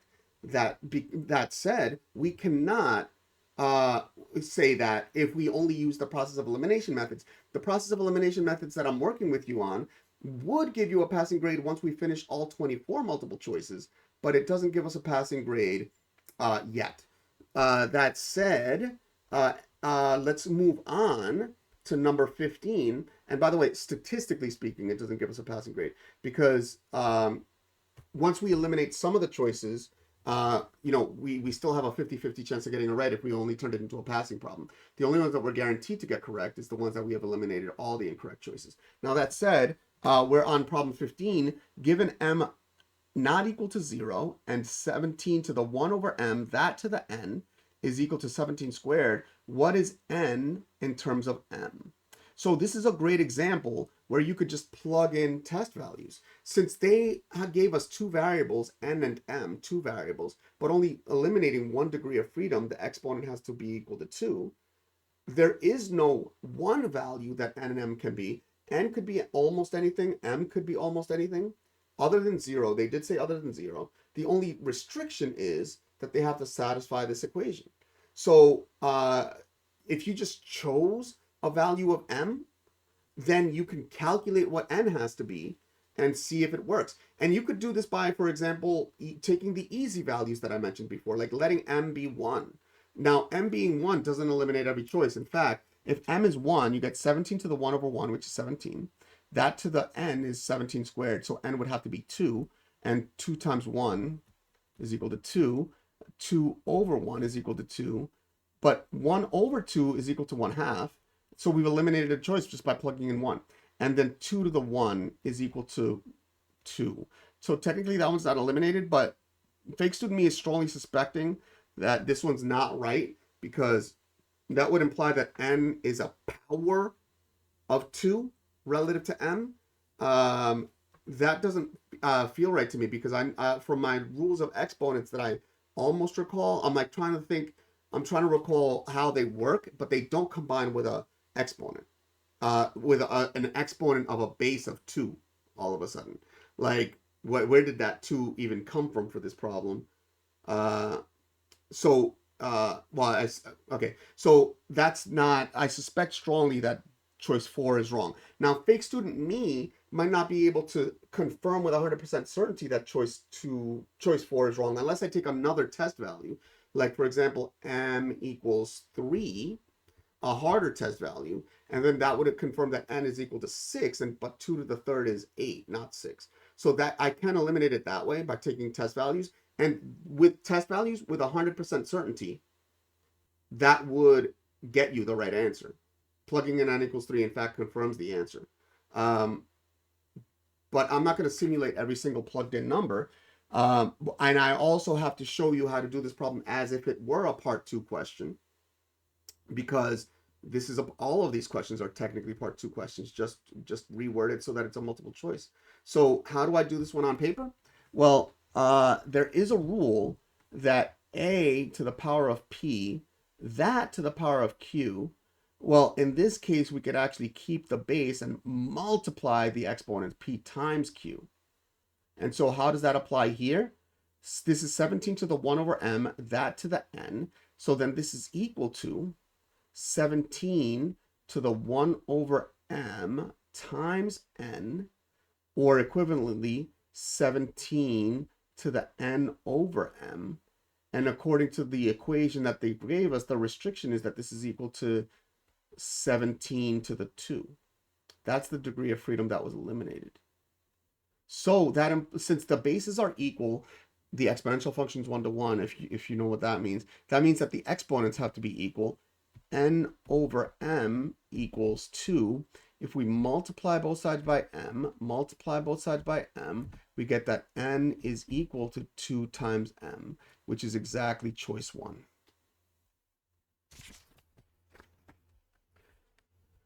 Number 16, in order to qualify for a college tennis scholarship, Joe needs to win 90% of the matches he plays during his senior year of high school. If he has won 8 of the 10 matches that he has played, which equation can be used to determine how many more consecutive matches X Joe must win in order for his winning percentage to equal 90%? Is it 8 plus X over X equals 0.9, or 8 over 10 plus X equals 0.9, or 8 over 10 that plus X equals 0.9, or 8 plus X over 10 plus X equals 0.9? Now, it does turn out that this one can be done on the calculator fairly easily by using y equals and seeing what the answer would be. Another way to do it is, like, if you happen to be able to just get the answer yourself, then like how many matches you actually need, then you can plug in that number. I see that 9 out of 11, 10 out of 12, and how many you need to get actually to 90%. If you guess that if you calculate that x equals 10, you could plug in like 10 into all the answers, and the one that equals 0.9 is the answer. That said, um, another thing is that if you plug in 8 plus x over x into the calculator and wait for that to equal 0.9, this is a decreasing function, but this is going to be greater than 1 and this is less than 1. And so that can't never be true. You can't have a number greater than 1 be equal to a number that's less than 1. And also 8 over 10 plus x is a strictly decreasing function. So this is strictly less than 0.8, and this is greater than 0.8. So this one also can't be true, and now we have a passing problem. And this one, we could actually pretty quickly recognize that this one can't be it, because if we just let x be 1, now we have a number that's greater than 1. The percentage can't be greater than 1. Also, if you let x be 1, x be 2, x be 3, this left side just grows and keeps growing past 1, way past 1. And so this one very much, for fake student me, seems to not make sense. In fact, real tutor me just explained exactly why it's wrong. But suppose fake student me isn't willing to make the jump. I feel like this is wrong, so I put an X next to it. Or if fake student me buys that explanation that I just gave, x equals 1, 2, 3, 4, 5, 6, 7, 8, 9, 10, 11, 12, 13, etc., all give numbers that are greater than 1 for x greater than 0, for x greater than or equal to 1, and that this is less than 1. So that fake student me now confirmed that choice 3 is incorrect, leaving this. Now, how do I do this one if I'm on a part 2? The way I do this one if I'm on a part 2 is I say the following. I create an equation, a word equation. So I say the number of wins divided by the number of matches is equal to 0.90. And that's the equation that governs this problem. Now, how many matches did he play? He has to now win a whole bunch of them in a row. He was already played 10, and he's won 8. So now, the number of wins, if he just keeps winning in a row, the number of wins is equal to 8 plus this mystery x. And the number of matches, he's already played 10, and then he's going to play x more, so 10 plus x. And so that gives us the equation 8 plus x, that's this fraction right here, 8 plus x over 10 plus x is equal to 0.90, which is exactly choice 4. And we hop over to number 17. Consider the system of equations below. 3x plus 2y equals 1, 2y plus z equals 2, and 2x minus 2z equals 6, negative 6, rather. What is the value of x? Is it 1, -1, -4, or 4? Now, I honestly, don't know. This one can be done by guessing. It really can be done by guessing. So one strategy, it might not even be a longer strategy, but a strategy is to guess. Then you plug in the x value and you look for a contradiction. So if you plug in x equals, I said that I would always plug in x equals 1. So I'm gonna plug in x equals 1. So like, for example, x equals 1, and we're gonna look for a contradiction. We get 3 times 1 plus 2y equals 1. So, this is a 3. So subtract 3, we get that 2y is equal to -2. And then divide by 2, we get that y is equal to -1. And you could see why this method would technically be longer, because if I didn't get lucky just now, then I have to redo the same exact process over and over again. Then I do the third equation. I do 2 times 1 minus 2z equals negative 6. This is a 2. Subtract the 2, and I got that negative 2z equals negative 8. Divide by negative 2, divide by negative 2, and I get that z is equal to 4. And then I check the second equation. 2y, 2 times negative 1, plus z is 4, and that's equal to 2. And in fact, negative 2 plus 4 equals 2. 2 equals 2. So my first guess was correct. So this method of just guessing and plugging in, getting y under that assumption, getting z under that assumption, plugging into the third equation to see if there's any contradictions at all, that does work as a method. If we had plugged in x equals like 4 or negative 4 or negative 1, we would have gotten one value of y, we would have gotten one value of z, we would have plugged into that second equation, and we would have gotten nonsense on the left equals 2. Something not equal to 2 equals 2, and that would have confirmed that any of those answers wouldn't have been wrong. But again, is that the best method? I mean, I got lucky and I guessed the first one, and the first one was right.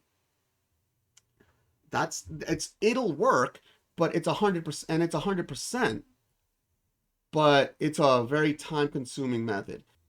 When I was doing this problem, I actually did it in a totally different way, a way that's completely beyond the scope of a normal Algebra 2 test. I specifically did this one with matrices and inverse matrices. So I can't do it the way I did it on paper. I was trying to do it as fast as possible because I was competing with another math teacher. Shout outs to Kat, by the way, phenomenal math teacher, phenomenal tutor, just brings joy everywhere she goes, which I love.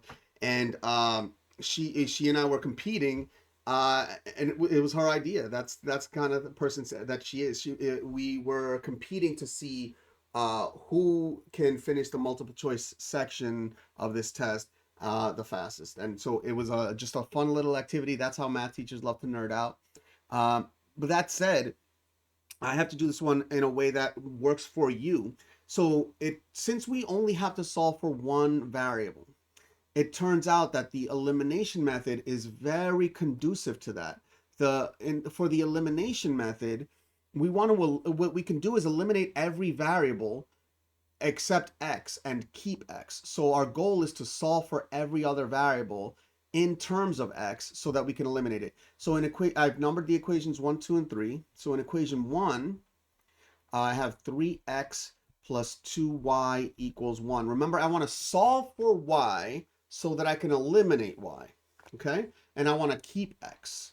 So I'm going to solve for y so I can eliminate y. Minus 3x, minus 3x. And again, I want to solve for y in terms of x, to eliminate y. So I get 2y equals 1 minus 3x. I divide by 2, I get that y is equal to 1 minus 3x over 2. And then in the third equation, I noticed that the third equation has an x and a z. So in the third equation, I can solve for z in terms of x to eliminate z. And so I need a little more space here. I have that 2x minus 2z equals negative 6. I'm solving for z. Subtract 2x. I'm got negative 2z equals negative 6 minus 2x. Divide by negative 2, and I get that z is equal to negative 6 divided by negative 2 is positive 3. And then divided by plus negative 2 divided by negative 2 is 1, so 3 plus x. Okay, so now I have z in terms of x. Z is 3 plus x. I have y in terms of x. Y is 1 minus 3x over 2. I can now go into equation 2 and substitute z and y into that equation, and then I only have x, and I can solve for x. So in equation 2, I get that I'm going to substitute both x and, no, not both x and, both y and z in terms of x, and then we solve for x. So we get, in equation 2, we get 2, y was 1 minus 3x over 2, plus z, which is 3 plus x, that's equal to 2. The times 2 and divided by 2 cancel each other out. I got that 1 minus 3x plus 3 plus x equals 2. I can combine these two like terms, x and minus 3x. I got 1 minus 2x plus 3 equals 2. I can also combine the sum of 1 and 3. So I got negative 2x plus 4 equals 2. Subtract 4, I got that negative 2x equals negative 2. Divide by negative 2, divide by negative 2, and I get that x is equal to positive 1. I will let you be the judge of which way was easier. Eliminating the y in terms of x, eliminating the z in terms of x, and then solving for x, or just trying a test value one at a time. Keeping in mind that this was fast because I guessed right the first time. If my first guess wasn't right, I'd have to try choice 2. And if choice 1 and 2 weren't right, I'd then have to try choice 3. And then if 1, 2, and 3 weren't right, then technically choice 4 would be the only one remaining. So it would have to be right. So you really only have to plug in 3 out of the 4. That said, if you want to check your work, you have to plug in 4. So that said, we've confirmed now that choice 1 is the answer. That was a wild problem. If you happen to know an easier way of doing that problem, I would love to hear it. Right now, I mean, like I said, the matrix method I think is easier than that, but it's beyond algebra 1. Like it would be just a thing that is so easy to forget. Like where are the matrices on the calculator, for example? You know how many times I've had to look that up? Like teachers have had to look that up. I don't think that's the best way for algebra 2 student if you're not going to use matrices. For a pre-calc student, yes. Even for a calculus student, yes. Number 18, the point 2, negative 3 lies on the graph of the equation y equals f of x. Which point must lie on the graph of the equation y equals f of x minus 4 plus 1? Okay, is it 1, 1, negative 2, or 3, negative 7, or 6, 2? So if I do a quick rudimentary graph,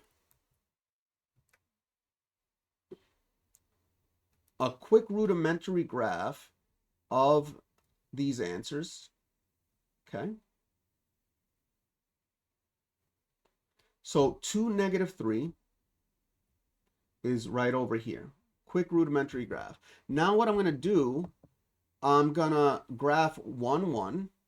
So that's 1 and 1, okay? Then I'm going to graph negative 2, negative 2. Then I'm going to graph 3, 7, 3, negative 7.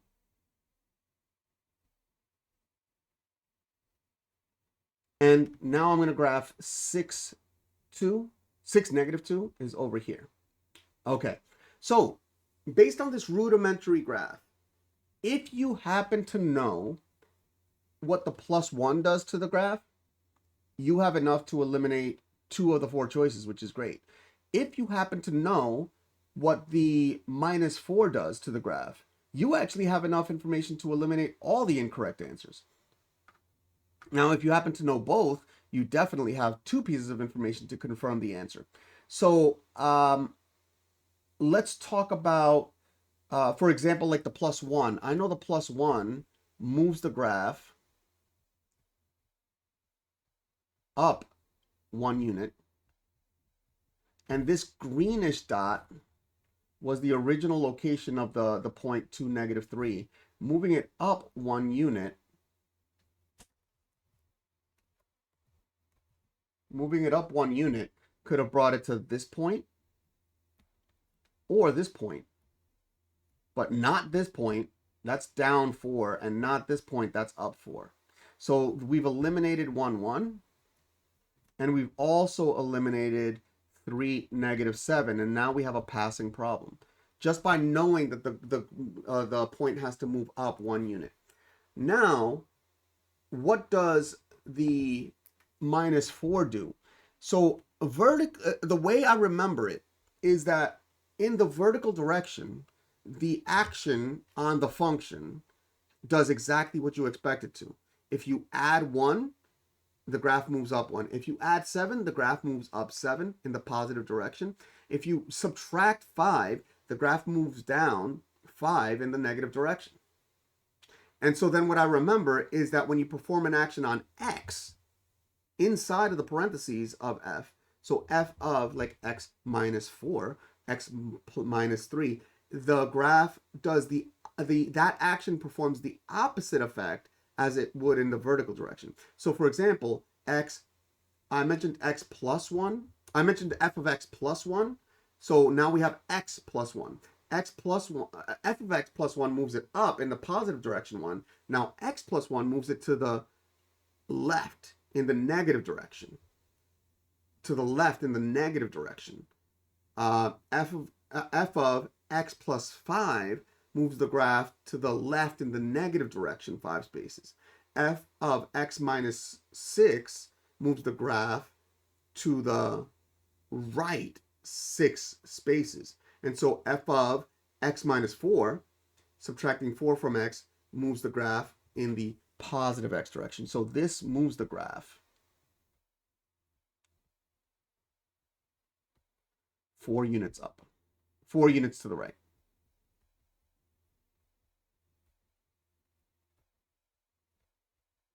Four units to the right. So right here. And so the answer is 6, not this one, it's 6, 2. 6, -2.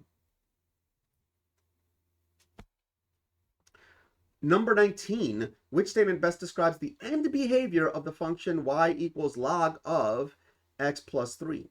Is it as x approaches -infinity, y approaches -infinity, and as x approaches positive infinity, y approaches positive infinity?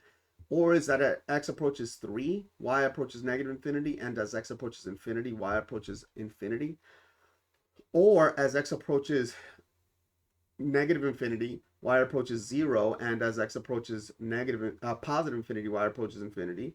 Or as x approaches 3, y approaches 0, and as x approaches infinity, y approaches infinity?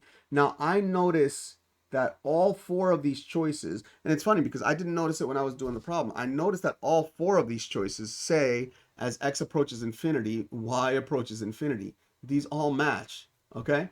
And in fact, if you graph it, and you should graph it, you get a graph that looks like this. So unfortunately, when you graph it, the graph looks like this. And it seems to stop, but it doesn't actually stop. It actually goes down so fast that the calculator can't even detect it. There's an asymptote here at x equals 3. Okay? So now we know these 4 confirm that despite the fact that this function is increasing slowly, here's that 4, it is increasing to infinity. It's very slowly. However, as x approaches -infinity, it doesn't do anything because it doesn't even pass 3. So the ones that say as x approaches -infinity, all of those can be eliminated. But now as x approaches 3, technically from the right, if you're in pre-calculus, or if you've done a lot of limits, so as x approaches 3 from the right, does y approach infinity? Absolutely. It blows up in the very negative direction. The graph on the calculator, even though it won't show this blow up in the negative direction, it will pass 0. And it'll go below the x-axis. So the graph on the calculator can eliminate this one. And which would leave only this. But choice 2 is correct. It does go to -infinity. Number 20. The black bear population for a certain area of the Adirondacks can be modeled by the equation B equals 5835.943 times 1.026 to the power of t, where t is measured in years since 2010. Kieran would like to rewrite this model in terms of a 5-year growth rate. Kieran's model is best represented by b equals the same coefficient 5835.943 to the 1.005147 to the t over 5, or the same coefficient to the 1.005147 to the 5t, or the same coefficient to the 1 times 1.136938 to the power of t over 5, or the same coefficient times 1.136938 to the power of 5t. Now it turns out, if you plug in to y equals,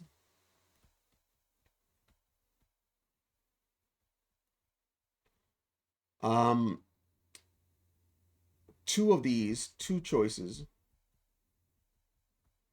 don't match the original function.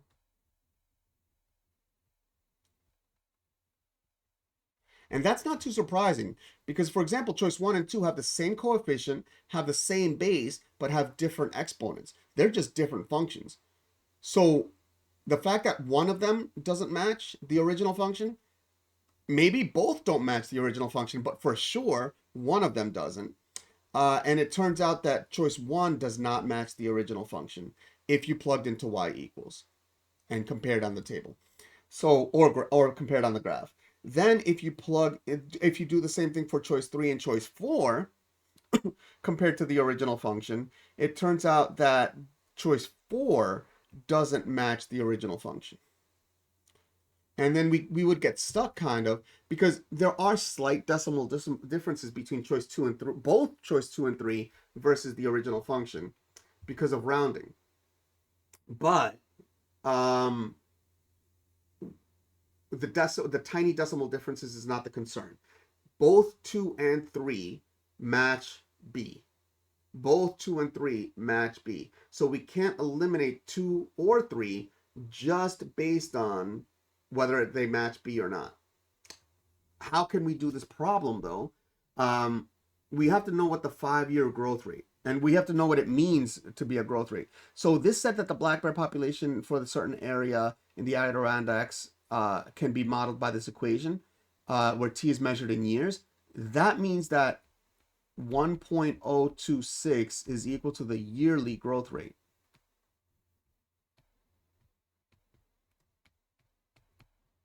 So what does the 5-year growth rate mean?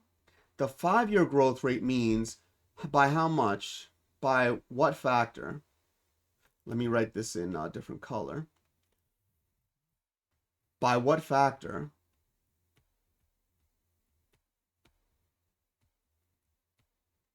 does B grow over 5 years?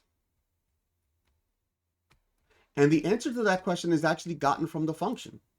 The answer is 1.026 to the power of 5. That is by what factor it grows. So that means that is the 5-year growth rate. And 1.026 to the power of 5 matches the base for choice 3. So choice 3 and 4 have the correct base. But we said that choice 4 doesn't match the original function at all. Notice that after 5 years, the original function would have a factor of 1.026 to the power of 5, which is equal to a factor of 1.136938 and change. And also choice 3 has a factor of 1.136938 to the power of 5 over 5, which is 1.136938. So that does match what our expectations. So we did this in 2 ways. We actually confirmed that choice 1 and 4 don't match the original function, and then we confirmed that choice 3 has the correct growth rate, 5-year growth rate.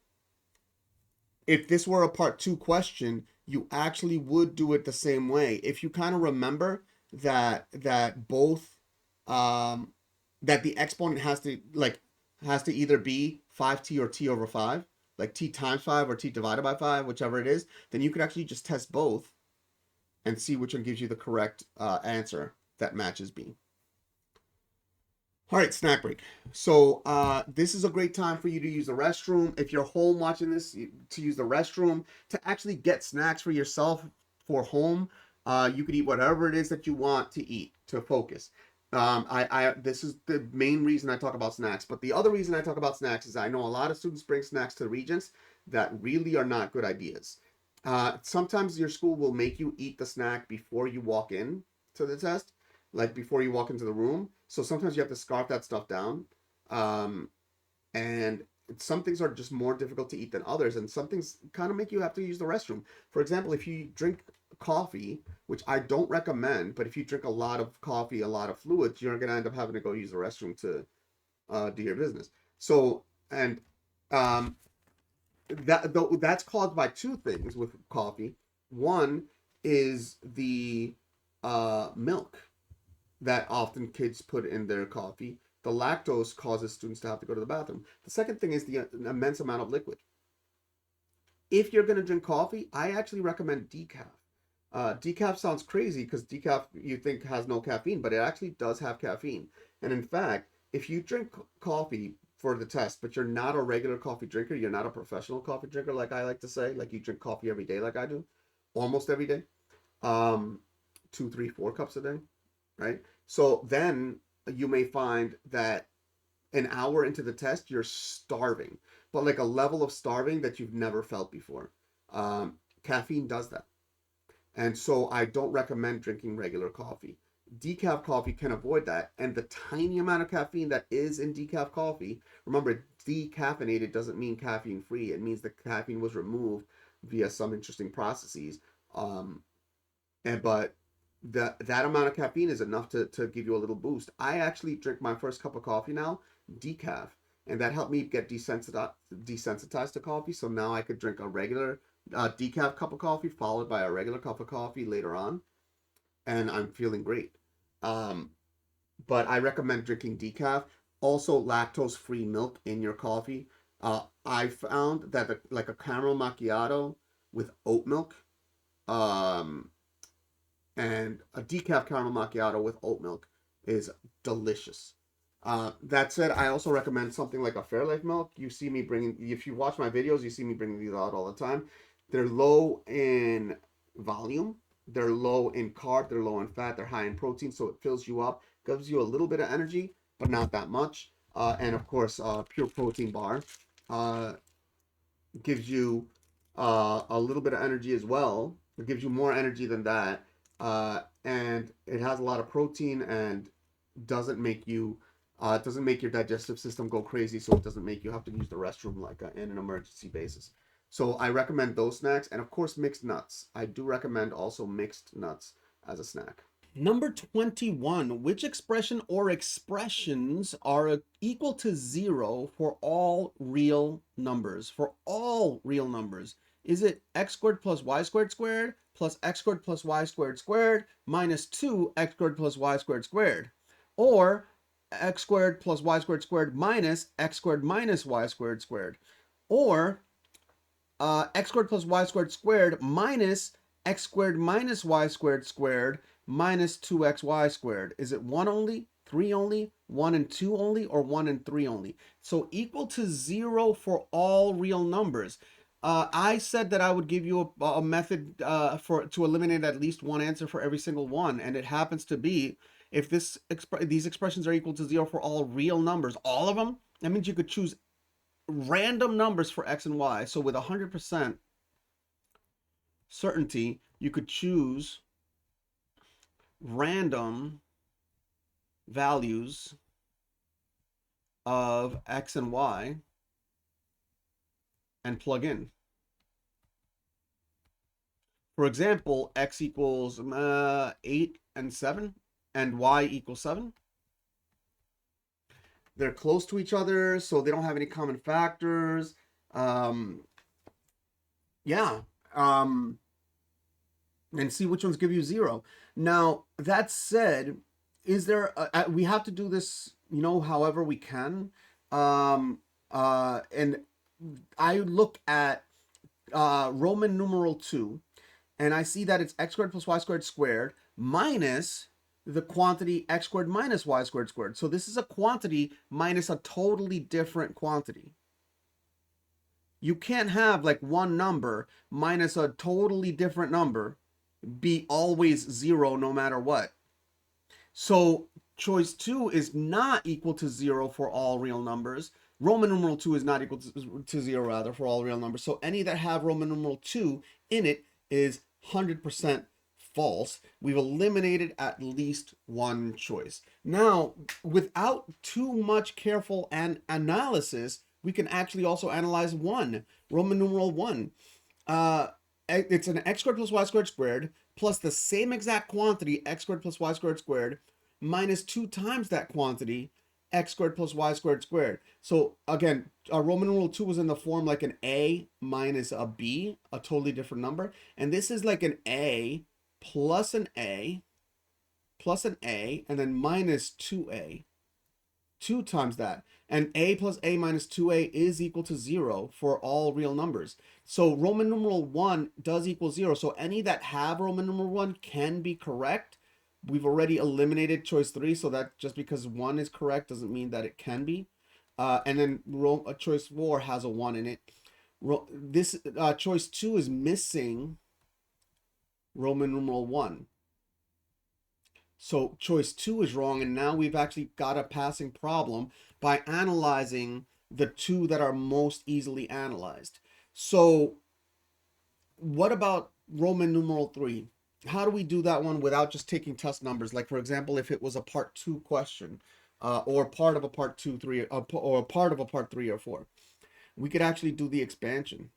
So x squared, I'm going to do box method.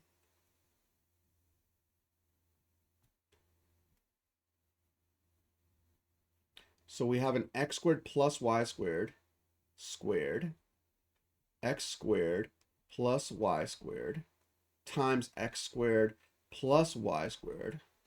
That's equal to x to the 4th plus x squared y squared plus another x squared y squared, and then plus y to the 4th, which is equal to, so Roman numeral 3, we got x to the 4th plus 2x squared y squared plus a y to the 4th.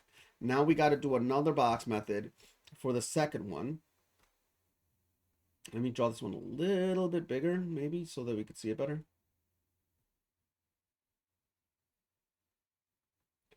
And, okay, so we have an x squared minus a y squared times another x squared minus a y squared. And so x squared times x squared is x to the 4th. And x squared minus y times minus y squared is minus x squared y squared. And then minus y squared times x squared is minus x squared y squared. And then minus y squared times minus y squared is plus y to the 4th. And so we get that this is equal to plus x to the 4th minus 2x squared y squared plus y to the 4th. Okay, and now we have one more, 2xy squared. We do need to know that if we have, let's say, a, b, c, d, let's say that to the power of n, this is equal to a to the n times b to the n times c to the n times d to the n. So exponents do distribute over multiplication. Great. They don't distribute over subtraction. They don't distribute, exponents don't distribute over subtraction. Exponents don't distribute over addition. One of the most common incorrect methods that students use, but exponents do distribute over multiplication. So that means that minus 2x, that 2xy squared is 2 squared is 4, x squared y squared. So minus 4x squared y squared. And let's do some elimination now. Let's see. We got an x to the 4th plus an x to the 4th. Hold on a second. Sorry about that.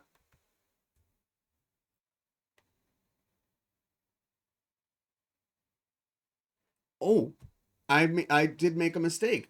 If you caught the mistake and are already posting on it, great. But I did make a mistake. If you notice what it is, great. Now, I did make a mistake because I see that there's a subtraction of x squared minus y squared. So I have to actually put a minus sign here, parenthesis, close parenthesis, x that. And so now I have to actually do some distributing of expressions. So I get equals, this is equal to, um,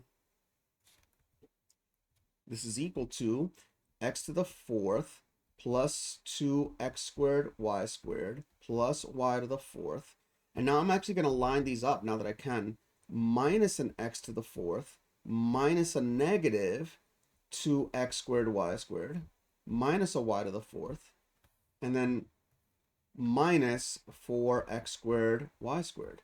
And in fact, I do see a lot of canceling. X to the fourth minus x to the fourth, y to the fourth minus y to the fourth, and I got a 2x squared y squared plus a 2x squared y squared, that's 4x squared y squared, minus 4x squared y squared. These cancel and I get 0 all around, and this is equal to 0. So Roman numeral 3 is equal to 0, and so Roman numeral 1 and 3 only is the correct answer. It was a wild problem. Now, number 22 says that the equation 1 over x minus 1 over 5 is equal to x over 5. Does this have rational solutions or irrational solutions or imaginary solutions or no solutions? What's great about this one is you can actually confirm whether it has no solutions in the real numbers by graphing them. And if the left side and the graph of the left side and the graph of the right side cross, then there's real solutions, which we could eliminate no solutions. And in fact, that even if you are comfortable with producing rudimentary graphs, one of the graphs x is x over 5, that's just a line, and then the 1 over x minus a 1 over 5 looks like this, blows up that way with an asymptote over here at 1/5, at negative 1/5, and then comes from up here and approaches that. Either way, the point is that they cross twice. No solutions is definitely wrong. Imaginary solutions is definitely wrong because now we've confirmed that there's real solutions. So now the only thing that we don't know is if the solutions are rational or irrational. And that's another thing that can be gotten by going to the graph. If we didn't want to do it on paper like that, this rudimentary, and we wanted to do y equals, we could have graphed it. We could graph it and then confirm the intersection points by plugging in 1 over x minus 1 over 5 and then also plugging in x over 5 and seeing where they intersect. And if the decimals repeat, the solutions are rational. That said, if this was a part 2 question, we would be stuck. And right now, we're stuck also. So we should do the problem as if it were a part 2. And I know that it makes sense to get rid of all the denominators. So I'm going to multiply everything by 5x. I'm going to multiply here everything by 5x. And I get that 5x times 1 over x is 5, minus 5x over 5 is x. That's equal to x over 5 times 5x, and I get x squared. If I add x, subtract 5, I get that 0 is equal to x squared plus x minus 5. And I could solve this by the quadratic formula. So x, and we should confirm, does the quadratic formula appear as a formula? And in fact, it does appear on the answer sheet, so you do not have to memorize that one. You can go right back to the answer sheet, the formula sheet, and get that formula. So x equals negative b plus or minus the square root of b squared minus 4ac all over 2a.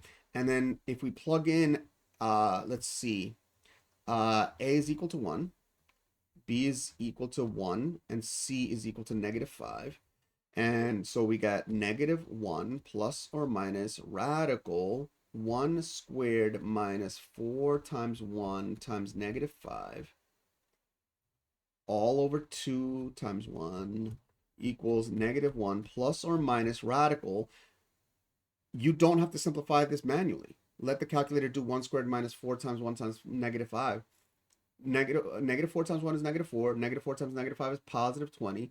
1 squared is 1. 1 plus 20 is 21 over 2. And since radical 21 is irrational,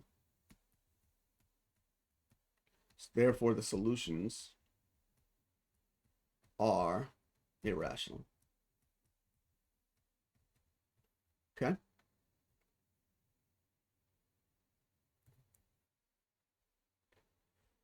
Number 23, for x not equal to plus or minus 4y, the expression x squared plus 3xy minus 28y squared over 16y squared minus x squared is equivalent to negative 1 minus 7 over 4 times y, or x minus 7y over 4y minus x, or x plus 7y over x plus 4y, or negative x minus 7y over x plus 4y. Now, there is some stuff that we could do to consider which answer makes the most sense. I'll tell you one thing that I noticed.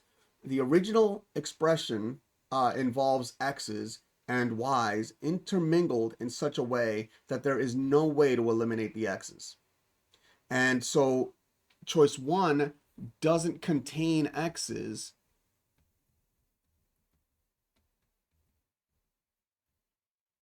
So it's got to be wrong. Okay? There's no way to eliminate those intermingled x's.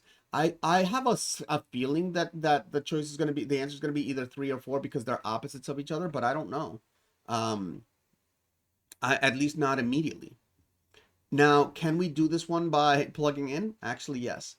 So with 100% certainty, you can just choose values of x and y.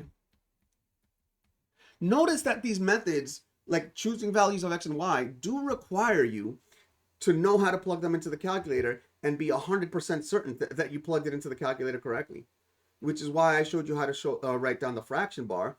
But it's also important to know when you need parentheses, for example, when you don't need parentheses. If you didn't want to use the horizontal fraction bar, you wanted to use the diagonal fraction bar, you got to know that the horizontal fraction bar is a grouping symbol and the diagonal fraction bar isn't. But if you choose values of x and y, like again, 8 and 9, 9 and 11, 8 and 7, or 1 and 2, easy values might not eliminate all the incorrect answers, but they might be easy to plug in.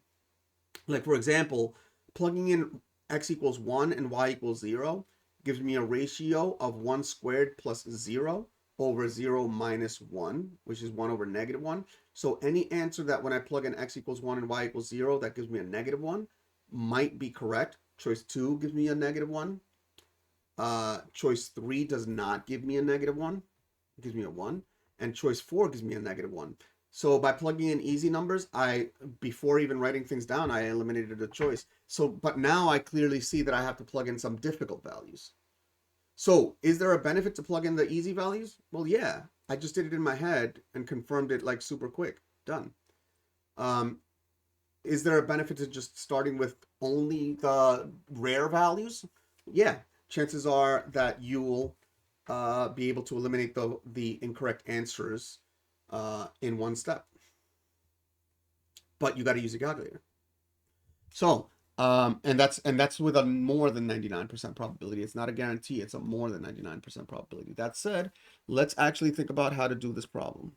So this denominator is a difference of 2 squares. So we do need to know that p squared minus q squared factors as p plus q times p minus q.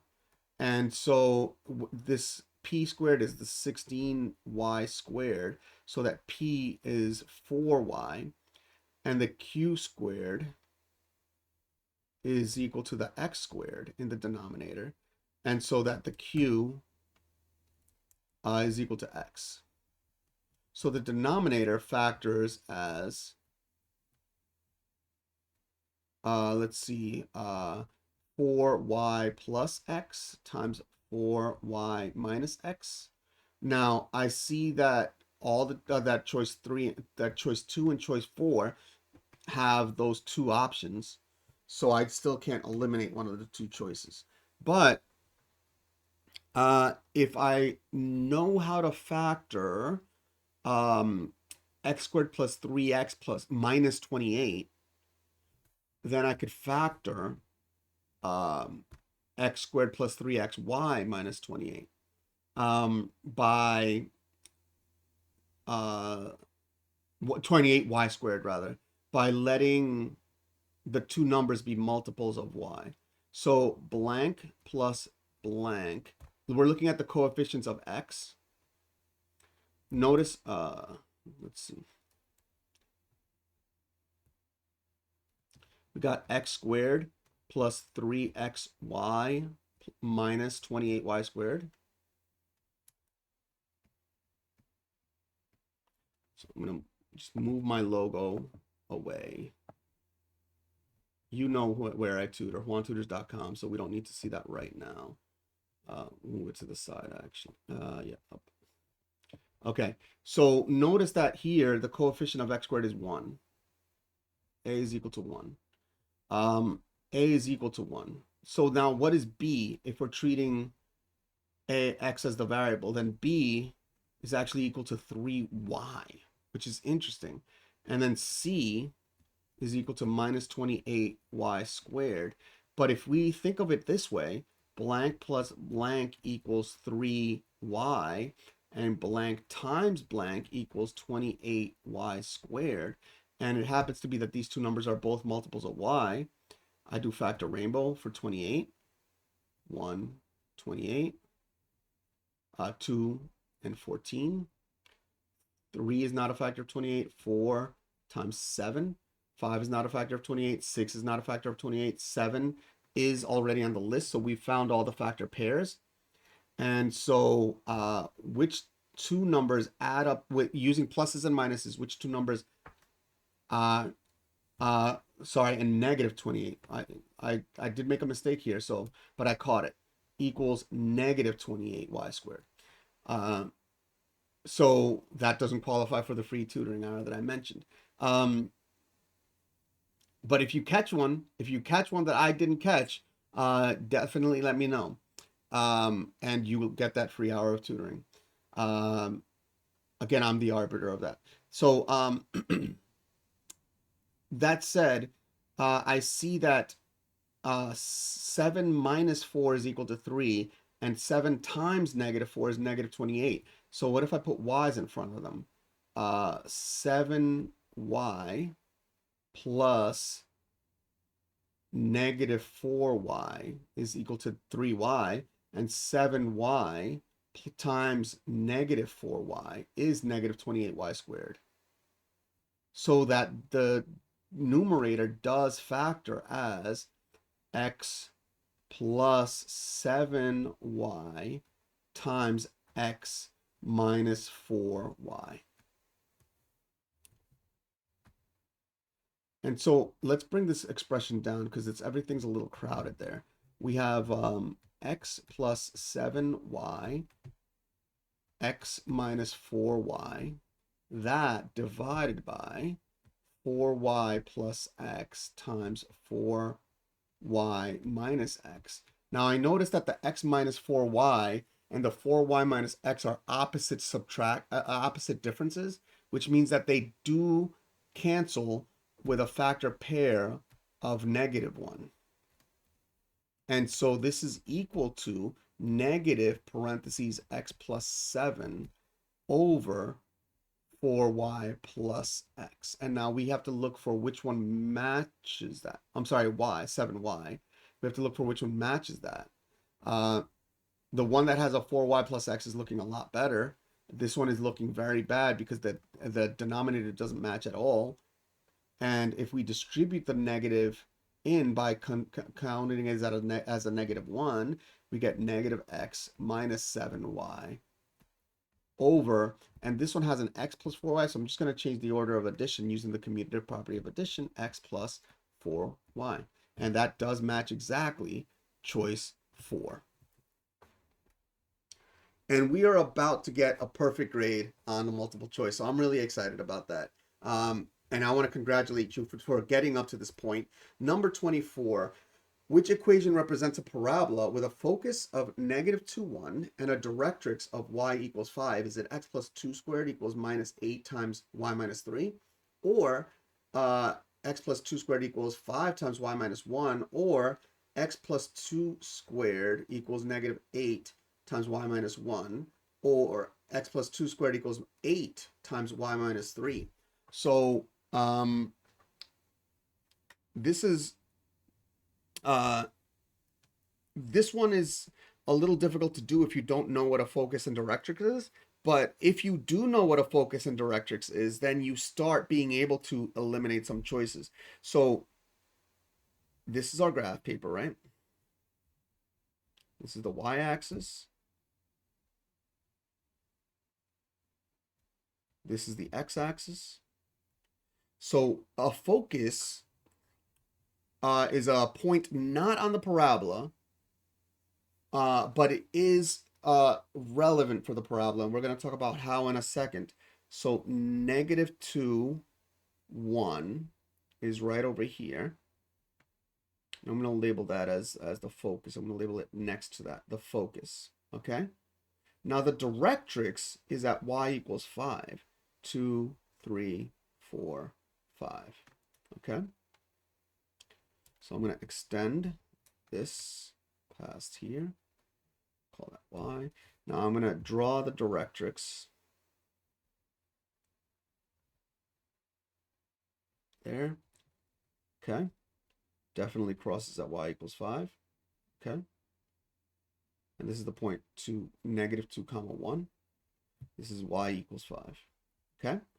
So now how are the focus and directrix related to each other, related to the parabola? The focus and directrix are related to the parabola because every point on the parabola is equidistant from the focus and directrix. Equidistant means the same distance from the focus and directrix. So every point on the parabola is the same distance from the focus and the directrix. And so the parabola has a vertex there. How do I know that that point, I'm going to label it here, -2, 3, is on the parabola? Because that point is 2 spaces away from F and 2 spaces away from y equals 5. So it's on the parabola. The fact that it's the vertex is super helpful because that does go down the list and eliminates 2 choices. I'm going to label this as V. Okay. Now it does turn out, if you wanted to get more points on the parabola, notice that the that the focus is 4 away from the directrix. So if you get points that are 4 away from the focus and from the directrix, that's a 2, then you got another point on the parabola. So this point is also on the parabola because it's 4 away from the focus and 4 away from the directrix. And if you go to the left, -6, you actually here are also 4 away from the parabola. So now we have 3 points that are on the parabola, and we could come up with a pretty okay graph of the parabola. It looks a little bit like this, going this way, and like this, going that way. So it's a pretty wide downward facing parabola. Since it's downward facing, it eliminates the upward facing parabolas, which does eliminate that, leaving only this as our valid answer, which is great. But we want to be able to do this one as if it were a part 2 question. That's literally the goal. So how do we do this one as if it were a part 2 question? So it's important to know so given focus, I'm going to call it H, comma, I can't call it K because K is the letter for the vertex. How about,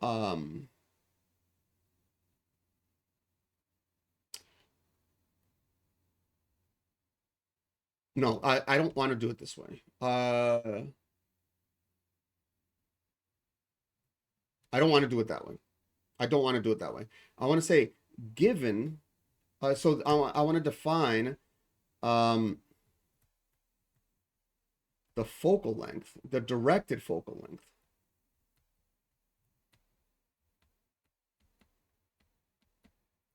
equals P, okay? And that is a common letter for the directed focal length, equal the distance, the directed distance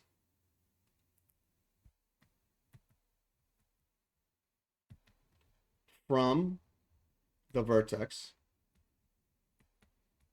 to the focus.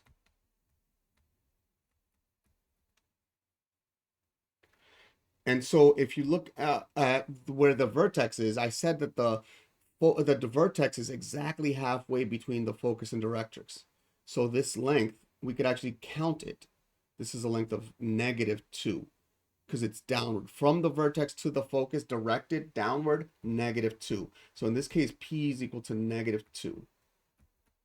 Then the equation of the parabola, given vertex h comma k, which we can get because we could just graph it. Once we know the focus, once we know the directrix, we could actually just graph it halfway in between.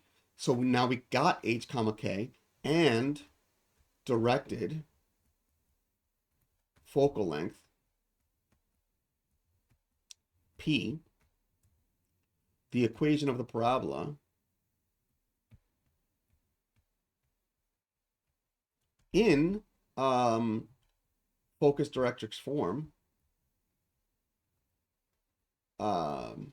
Actually, this is technically vertex. Yeah, let's say focus directrix form.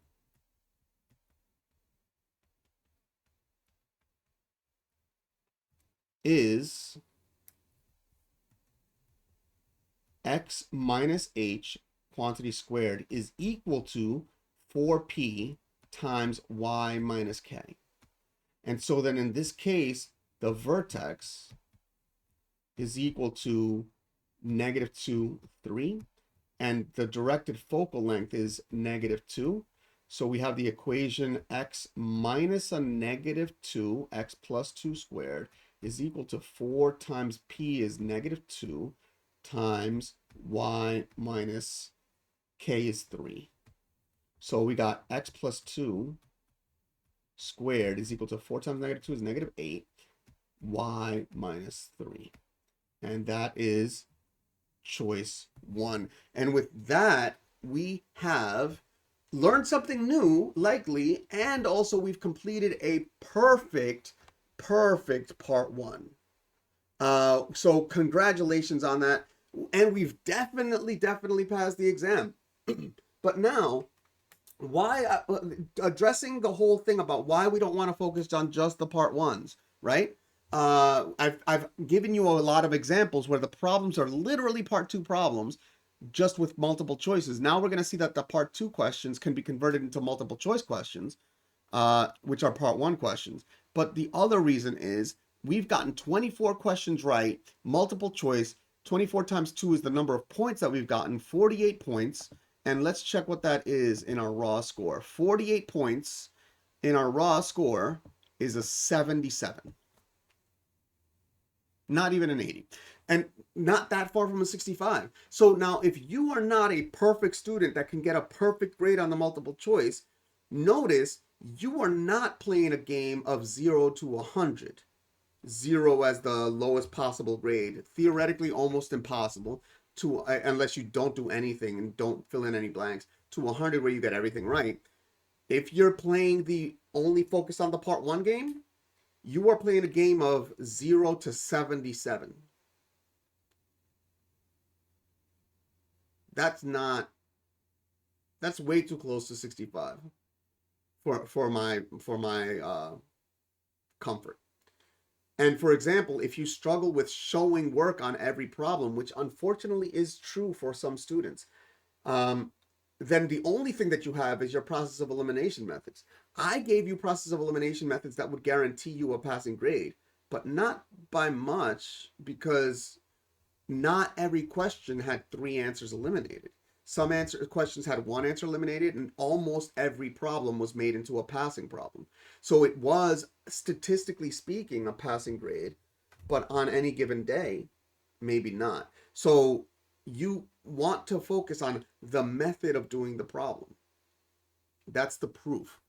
That's now more proof is going to be given to us when we do the following 8 problems plus plus a bunch of part 3s plus 1 part 4. Again, diagrams are almost definitely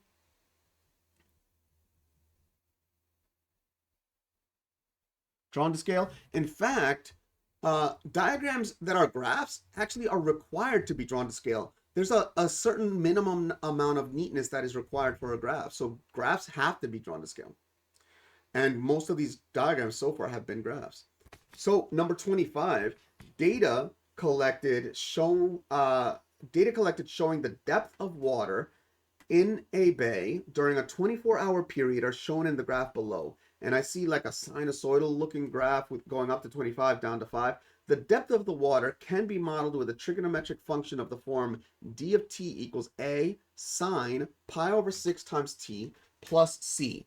Estimate the value of a to the nearest integer.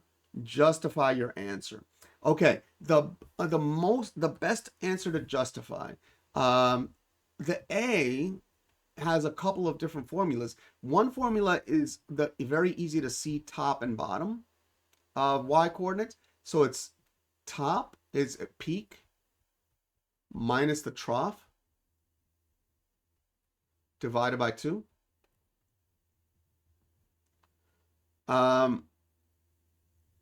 Or you could also do peak minus midline. Or you could do the midline minus the trough. But I'm going to do peak minus trough over 2 in this case, because that's all they're asking me to do, and these are quite easy to read. They're about 25 and about 5, right? If I draw horizontal lines. So if I say equal 25 minus 5 over 2, that's equal to 20 over 2, which is equal to 10. That is a great justification for why the A is equal to 10. Okay. Number 26, algebraically determine the solution to the equation below. Radical x minus 2, that plus x is equal to 4. They kind of did us a favor here by saying the word the solution singular. They didn't have to do that. But that's a hint. This doesn't necessarily have just one solution. Fun fact, can you get the solution on the graph paper? Yes. So I want to point, this is another piece I want to point out, going back to the instructions. For all questions in this part, a correct numerical answer with no work shown will receive only 1 credit. Meaning, for the most part, if you just state the correct answer without showing work, you get 2, or you get 1 point. Like this one, if you just kind of went like this and said 10, I think that would be a point. Because, and that's the most logical, or I'm sorry, if you just drew that and then 25 minus 15 in your head and wrote 10,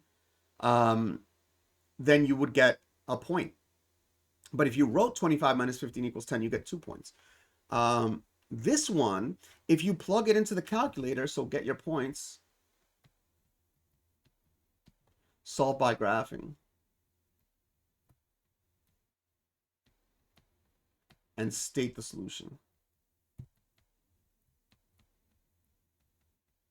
And every point that you get is worth 1 point in your raw score. Obviously, that's how math works. But if a multiple choice is worth 2 points, 1 point is actually worth half a multiple choice question. 2 points scattered around here and there is a multiple choice question that's for free and boosts your grade and makes it more guaranteed that you pass. Or if you're aiming for an 80, makes it more guaranteed that you're going to get an 80. Or if you're aiming for a 90, makes it more guaranteed that you're going to get a 90. Or if you're aiming for the 100, unfortunately, getting the points by graphing the solution and just stating the solution is not good enough. But if you do the problem algebraically and it confirms the answer that you got graphically, you know you did the problem right. Versus if you just graph it to get the solution, then make guesses as to how to solve it, and it turns out that you didn't get the same answer, you know that you have to go back and revise your work. So it is this for students who are aiming for 100, this is also great advice. Now, for students who are aiming to learn how to do this algebraically, we see that this is easily a part one question, isn't it? Just choice 1, 2, 3, 4 might be the answer, might be like 3 or only, or 6 only, or 3 and 6, or no solutions, or something like that. Anyway, so radical x minus 2 equals 4 minus x. I love this question. Do you want to know why? This question is special in that it has an information destroying operation, the radical. No, sorry, I misspoke. This question has a function in it whose domain is not all real numbers. To eliminate that operation, we have to perform an information destroying operation, which is the squaring operation. So we are performing an information destroying operation. If we destroy information, we potentially create solutions that are not true. They're called extraneous solutions. So this problem actually mathematically requires us to check our answer. We actually are required to check our answer. It's part of the problem. If we don't check our answer, you're going to see we lose a point. So radical x minus 2 squared is x minus 2, and this is equal to, now box method,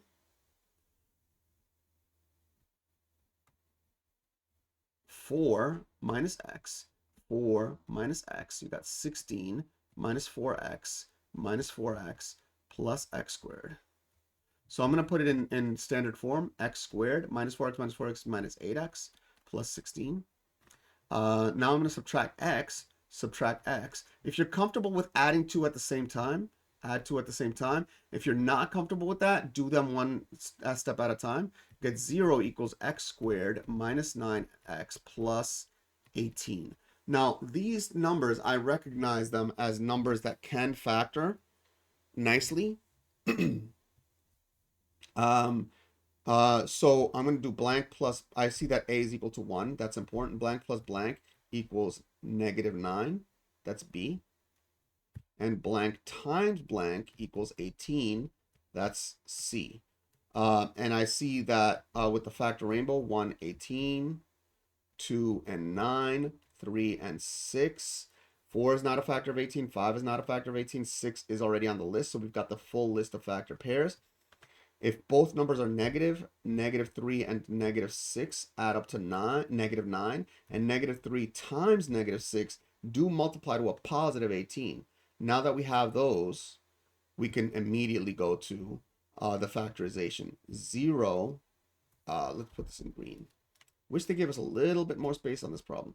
0 equals, I think they shouldn't have conserved the paper. So I don't like wagging my finger to the Regents maker, but I will wag my finger to the Regents makers on this one. Give the students the full page so that they have enough space for the solution. Okay. 0 equals x minus 3 times x minus 6. And we check these, we get x minus 3 equals 0 plus 3 plus 3. We get that x is equal to 3. And we get x minus 6 equals 0 plus 6 plus 6. We get that x is equal to 6. And if you stop there, all that great work, you get a point, not 2. You get a point, not 2. The problem requires us to check. So we're going to check. The reason that we're required to check is because we performed an information destroying operation. Okay? We performed an information destroying operation. That means that we are required to check. So let's check x equals 3. We have to check with the original expression. So we got radical 3 minus 2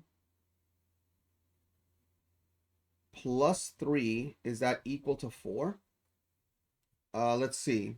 Is it equal to 4? This does not require us to do the arithmetic on paper, so you could literally plug this. You're now legally allowed to plug this into the calculator, but I want to plug it into my brain. Equals 1 plus 3 equals 4, which is exactly what we expected it to be. Okay. Now we're going to check x equals 6. We got radical 6 minus 2. That plus x is equal to radical 4 plus 6. Oh, yeah, plus x is plus 6. Which is equal to 2 plus 6, which is equal to 8, is definitely not equal to 4. So we can circle x equals 3. And we can say, we can put an arrow to this one and we could say extraneous. An extraneous solution is a solution that was found via correct mathematics that nonetheless is a false solution. We did not, excuse me, we did not make a mistake in the process of finding x equals 3 and x equals 6. The thing is that when we perform the squaring operation, which is an information destroying operation, we are required to check our answer. Number 27, factor the expression completely. X minus 1 squared plus 5x minus 1 minus 6. This is a problem that I've seen students do on the calculator and then just state the answer. And then when they do that, they get a point. So that's what I'm going to recommend. So get your points for this one.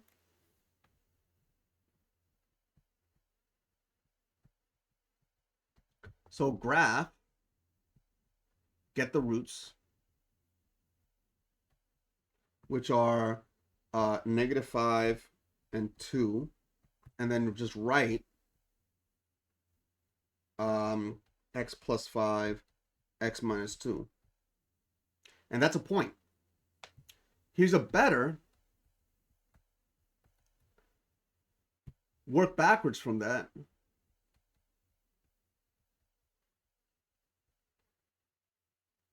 And make it look. This is only getting your points advice. Make it look like you did algebra. You did the algebra. Because remember, if you write at the bottom x plus 5, x minus 2, but then you write above it, like an expanded version of that, then you write above it something else, as long as it's legal, the test grader doesn't know that you wrote it bottom up. They just see the writing. So you can get your points that way. You can get 2 points that way. Can get 2 points that way. So this is +1, but you can get 2 points the other way. So how do I do this one? I expand it. So let's let me zoom in on this one. Okay. X minus 1, x minus 1, you got x squared minus x plus 1. So we got x squared minus 2x plus 1. Then I can distribute the 5 plus 5x minus 5 equals minus 6. I can combine like terms. X squared minus 2x plus 5x is plus 3x. And then plus 1 minus 5 minus 6 is minus 10. And then this a is equal to 1. Since they said factor it completely, I know that I can factor it. So I could go blank plus blank equals 3. Blank times blank equals, and by the way, if you just immediately at this point wrote x plus 5, x minus 2, they would give you the credit. But x plus blank plus blank equals 3, blank times blank equals -10. Factor rainbow, 1 and 10, 2 and 5. 3 is not a factor of 10, 4 is not a factor of 10, 5 is already on the list, so we've got the full list of factor pairs. If I do 5 minus 2 is equal to 3. And if I do 5 times negative 2, that's equal to negative 10. So I got my numbers, and that means that this factors immediately as x plus 5, x minus 2, which is exactly what my calculator would have told me based on the roots. So you could get 2 points not knowing how to do this problem. You can get yourself 2 points, which is nice. Oh, here we go. Problem 27 secured us an 80 on this Algebra 1 Regents. So we have officially gotten to an 80, which is great. I want to point out an interesting thing. Like, it's really hard to get additional points. The multiple choices all got us to 77. Look what happens if we get another point. Get 78. Then another point, still 78. Then another point, 79. Then another point, still 79. Then another point, still 79. So we had to get 6 more points in the raw score to get 3 more points on the scaled score. So they really do try to make it a little easier to get the passing grade, but then tougher and differentiating students between a 65 and 100. So that, like, for example, like an 81 really does mean something different than an 80. An 85 does mean something different than an 80. 80 means something very different from a 75. So your grade really becomes more meaningful. I think it's a clever way of doing it. It sounds harsh, but the benefits, the benefits seem to outweigh the drawbacks. Like, for example, you only need 28 points to pass out of 80 something. Okay, number 28.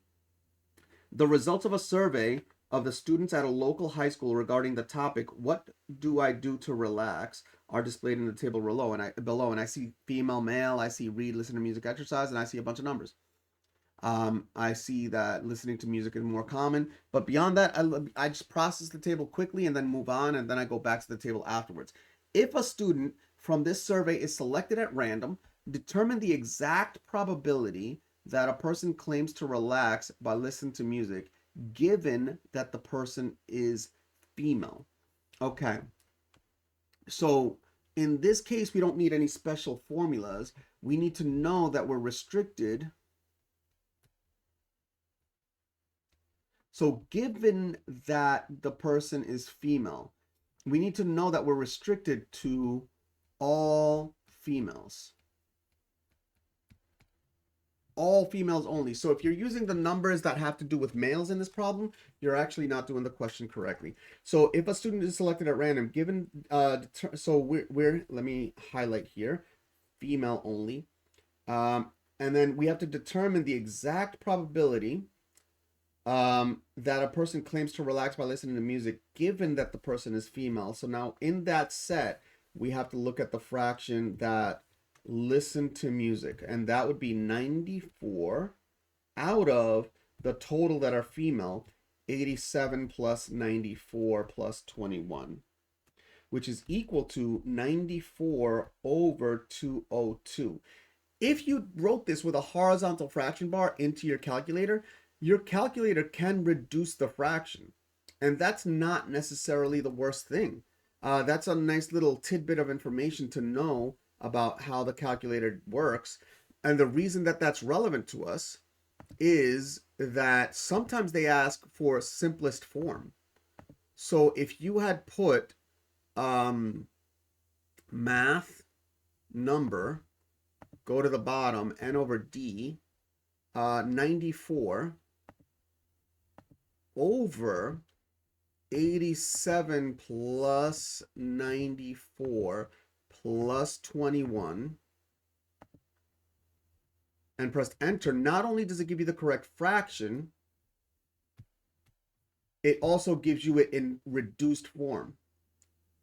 47 over 101. If you gave either one of those answers, they didn't say in simplest form, this answer would have been a 2-point answer because of this work, and this answer would have also been 2 points.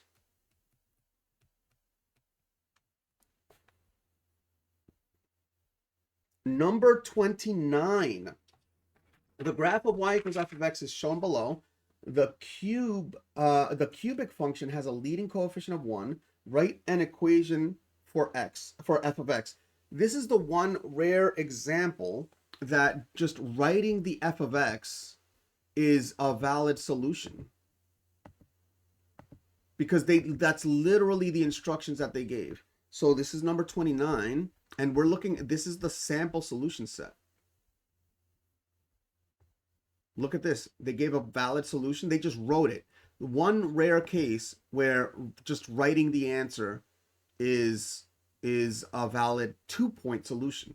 So when I say focus on the part twos, just like you do on the multiple choices, there's a great example why. So we're gonna write we got to note though, for our purposes, for our learning purposes, let's zoom into this graph a little bit. We got to be able to see what the roots are. We see that there's a root at -3, and we see that there's a double root at +1, and this is a single root, and this is a double root,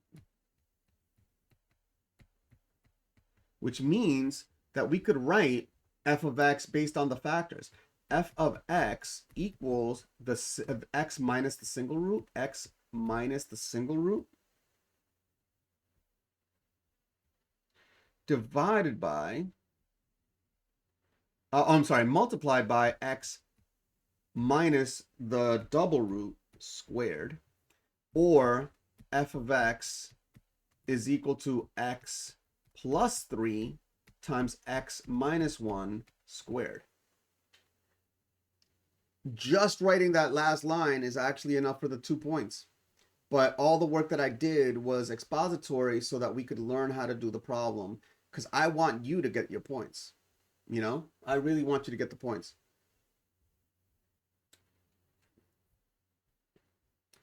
Number 30, given that f of x equals 2/3 x plus 6, write an equation for f inverse of x. And so the procedure for this is a very common procedure. Write y equals the expression f of x, switch x and y, and then 3, solve for y, and then make sure to write f inverse of x. So we could write y equals 2/3 x plus 6, switch the x and the y, x equals 2/3 y plus 6. And if you're wondering why that works, it's because literally the inverse function is literally defined as the function which maps y coordinates of the range to x coordinates of the domain, or vice versa, or if the roles are switched. In other words, the range of the inverse function is the domain. The range of the inverse function is the domain of the original function, and the domain of the inverse function is the range of the original function. So switch the x and the y. So we wrote y equals 2/3 x plus 6. We switch the x and the y. X equals 2/3 y plus 6. Now we're going to solve for y. Minus 6 minus 6. We get x minus 6 equals 2/3 y. We can cancel out the 2/3 y by multiplying by 3/2, or by dividing by 2/3. And they don't mind if you divide by 2/3. I'm not a fan, but they won't take away points for that. That almost doesn't look like a 3. And so we get, we can write y equals 3/2, parentheses x minus 6, or equivalently, f inverse of x is equal to 3/2, parentheses x minus 6. Now, in terms of getting your points, if you remember that the inverse function is switching the role of x and y, and you recognize that this is a linear function, 2/3 x plus 6, what you could do, you could graph it on your calculator, see that the y-intercept is 6, take that 6 as the x-intercept of the inverse function, recognize that the slope is the reciprocal, the same sign reciprocal, and that you could use that to write the equation in point slope form, which actually ends up being exactly this. Number 31. On the coordinate plane below, sketch at least one cycle of the function f of x equals 4 cosine 2x label the axes with an appropriate scale. This is almost a bit of a gimme, because if they want you to sketch a graph, let's shrink the size of this calculator briefly. If they want you to sketch a graph, you can literally just graph it, right? Press and then transfer the graph as best as you can, following their directions. Now, neatness does count for graphs, so you can't just not be neat. Make sure we're on mode radian. We are on mode radian mode as we are on this test. Okay, y equals 4 cos 2x. Okay, and we should do zoom trig. That's the seventh option.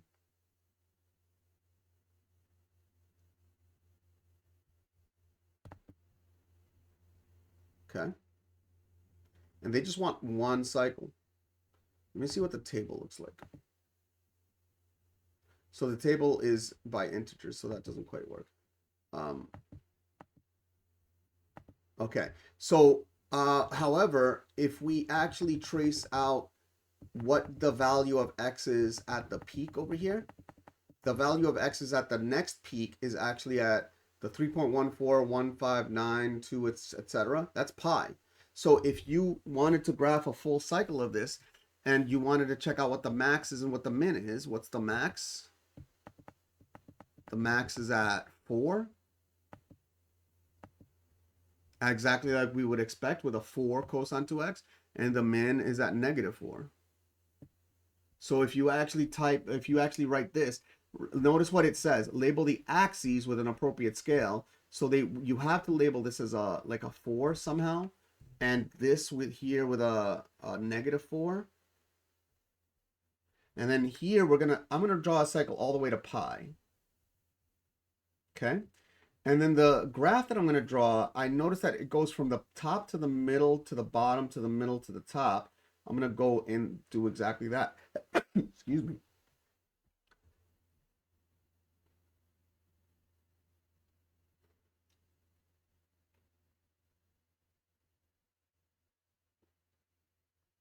And that's the full list of details that they want. Your graph can be a little bit jagged, but notice that my graph does go down to right up. I'm going to use my highlighter to show that it goes right to -4, right? As best as I could with a jagged writing pen. And it goes up to y equals +4, as best as I could with a jagged writing pen, right? And I have the other details that they wanted. They said to label the axes. I labeled the axis at, why is it not selecting the yellow? There we go. I labeled the axis at 4. I y equals 4. I labeled the axis at y equals -4, and I labeled the axis at x equals pi. You don't have to label the pi over 4, the pi over 2, the 3 pi over 4, and the pi. That's good enough. This is, even without the highlighting, this is a 2-point answer. So the way to get this one, the way to get your points on this one,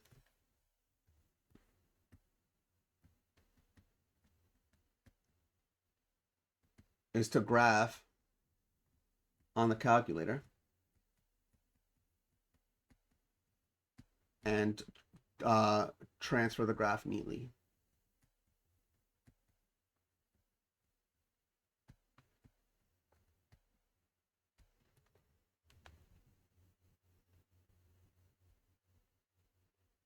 That said, you could also have done things like, the period, the frequency is 2, so the period is 2 pi over 2, which is pi. The peak is at 0, comma 4, and so it has a cycle that goes down to -4. Oh, and the midline is at 0, so it goes a cycle from 4 to 0 to -4 to 0 to 4, and at 4, at pi, there's another peak. I mean, you could have done this algebraically too, but. Number 32.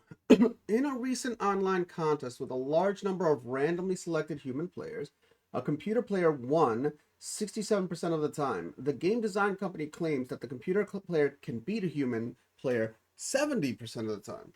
The company runs a simulation of a large number of games with the same number of human players, assuming that the computer wins 70% of the time. The simulation is approximately normal with a mean of 0.705 and a standard deviation of 0.045. Does the contest result provide evidence to contradict the designer's claim? Use the simulation results to justify your answer. So this is the first of actually two examples where they actually asked us to go two standard deviations to the left and the right. I mean, if you happen to read a little bit about how like particle accelerators work, when they discover a particle, they have to discover a particle with an accuracy of up to 5 sigma, meaning 5 standard deviations of accuracy away. The probability of getting a wrong result, despite a 5 standard deviations of accuracy, is extremely minuscule. We haven't had a single result from a particle accelerator been overturned after it's had 5 sigma accuracy. That said, that is entirely too much accuracy for many real life situations. And in fact, you do need to know that in this Regents, in the Algebra 2 Regents, we have to look at 2 standard deviations to the left and the right of the mean. In other words, we're looking for 2 sigma accuracy. So we have to look for the mean minus 2 times the standard deviations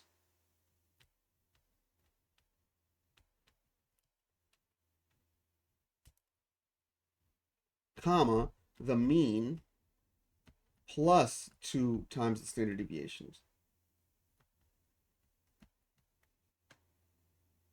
Okay, so in this case, what is the mean? The mean is this, and the standard deviation is this. And so this is equal to 0.705 minus 2 times 0.045, comma 0.705 plus 2 times 0.045. Now, I would advise you to not do this in your head. Pull out the calculator, let the calculator do the arithmetic for you. And if I remember right, I did it in my head. But then I verified, I was grading, so I was able to verify by paper. This is equal to 0.615, comma 0.795. So now what we have to do is check if the result that they got is within that interval. And this is the one that we have to check, the 67%. So 67%, which is equal to 0.67, is within 2 standard deviations from the mean.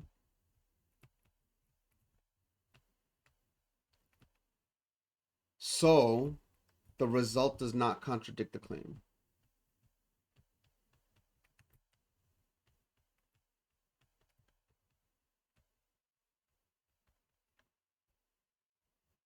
Contradict the claim.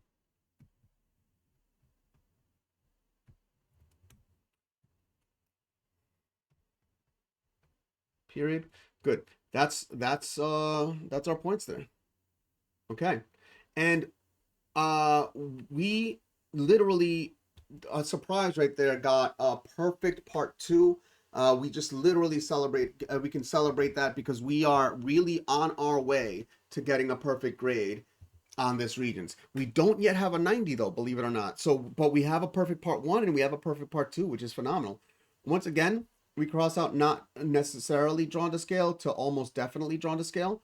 And also that a correct numerical answer with no work shown will receive only 1 credit, which means that if you just get the numerical answer by wild guessing or any method close to that, that is a valid way of getting points.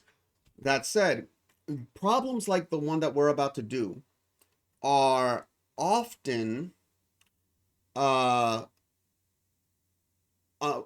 able to be done by guessing, checking, graphing, etc. And you could just write down the answer, and that'll give you a point. And remember, a point is a half a multiple choice question, so it is worth your time to get a point here and there. if you don't know how to do the problem. But my advice for this one to get your points is actually just to do as much correct math as you can. Avoid at any point in the process, doing anything that you aren't sure of. Start with the stuff that you know to be true. Okay? So, for example, here, I'm going to do cross multiplication here. So it says to solve algebraically for x, 2 over x equals 2x plus 3 over x plus minus 4. And I'm going to again cross multiply. Let me highlight that in green instead. Cross multiply. Okay. And what do I get? I get 2 parentheses x minus 4 equals x parentheses 2x plus 3. And now that's using correct math. I did perform an information destroying operation. And if you remember what I said earlier, when you perform an information destroying operation, you have to check your answer. But what is the information destroying operation that I've performed? We used to be dividing by an expression. You can't divide by 0. So we can't have x 0. So x not equal to 0 and x not equal to 4. If our algebra finds those two as solutions, we immediately have to cancel them out. Or we check our answer because we did perform an information destroying operation. However, that's not going to happen here. So we're going to distribute the 2, and we're going to carefully remember how distributive property works. 2x minus 8 equals. And before I do this distributive property, I want to say to you, you're not allowed to not know how to do the distributive property. I mean, if you don't know how to do the distributive property, that's one thing. But the thing is that the distributive property is not only true in our version of math, but it's actually an assumption. It's an axiom of our math. In other words, there is no such thing as proving the distributive property. We are working under the version of math for which the distributive property is true. So you can't, if you don't know the distributive property, there's just a section of the basics of how math is constructed that you don't actually know. So now the 2x plus 3, the two terms, 2x and the 3, are being multiplied by x. So I distribute the x to the 2x and the x to the 3, to both of them, and I get 2x times x is 2x squared, and then plus the 3 times x is 3x. Now I'm going to solve and make a quadratic. I'm going to subtract 2x, and I'm actually going to add the 8 to cancel the 8 as well. If you don't like doing that in one step, go ahead and just do it in 2 steps. But I get 0 equals 2x squared plus 3x minus 2x is plus x plus 8. And by the way, 3x minus 2x is actually equal to x by the distributive property. 3 plus negative 2 times x is 1 times x, which is x. So you do use the distributive property without knowing it. Okay, that said, now how do I solve for x? A equals 2, b equals 1, c equals 8. We saw in the formula sheet already that the quadratic formula is there. We can use it. X equals negative b plus or minus the square root of b squared minus 4ac all over 2a. And so we plug in the numbers that we found. X equals negative 1 plus or minus the radical of 1 squared minus 4 times 2 times 8 all over 2 times 2. And so I recommend using your calculator to simplify the stuff inside the radical. Okay, you do get negative 1 plus or minus radical negative 63 over 4. Now, there is a part coming up in a second that I actually, this is the second whack of my finger to the Regents makers. There's a way that we've learned for a long time to write the answers that every Regents has always accepted. But now because they said like simplest a plus bi form, now there's a debate. What do you mean by simplest a plus bi form versus what I mean? And what a lot of teachers mean and what a lot of teachers mean contradicts what the Regents is insisting on. So I gotta wag my finger to the Regents makers. that said, the radical negative 63 could be simplified as I times radical 63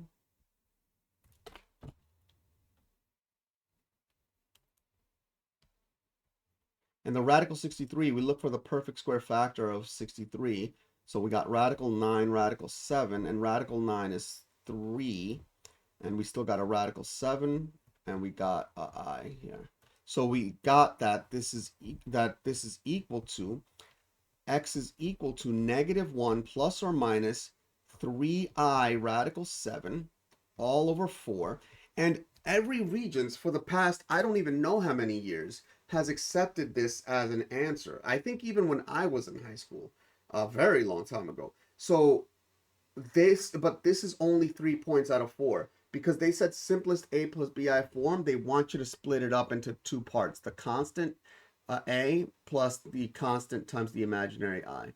So x equals negative 1 over 4 plus or minus the I is multiplied by 3 radical 7 over 4, that times I. This answer is a full credit answer, 4 points, and this answer is not. It's a 3-point answer. I don't like that. I get it. I get why the Regents is doing it, but now you're kind of like delving into what matters of opinion of what simplest form mean.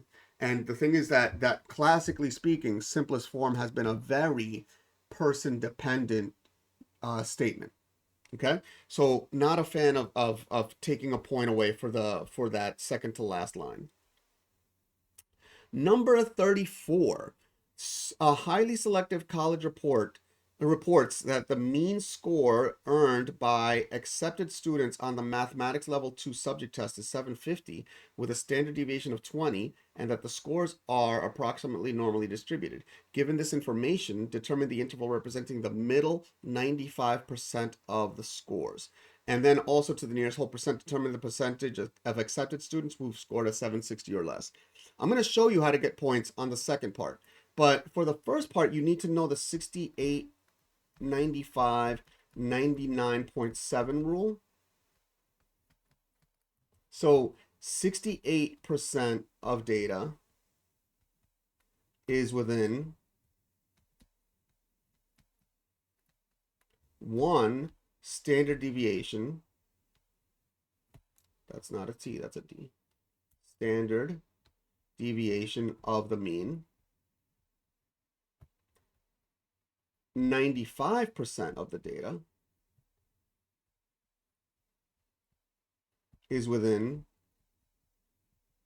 2 standard deviations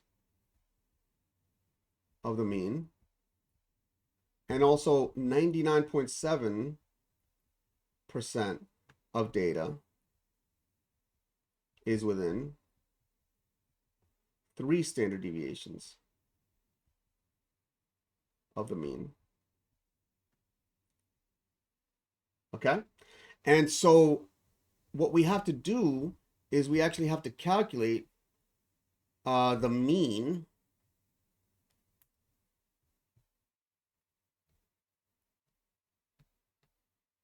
minus 2 times the standard deviation, comma, the mean plus 2 times the standard deviation. And so here's the mean. Here's the standard deviation. And so we get 750.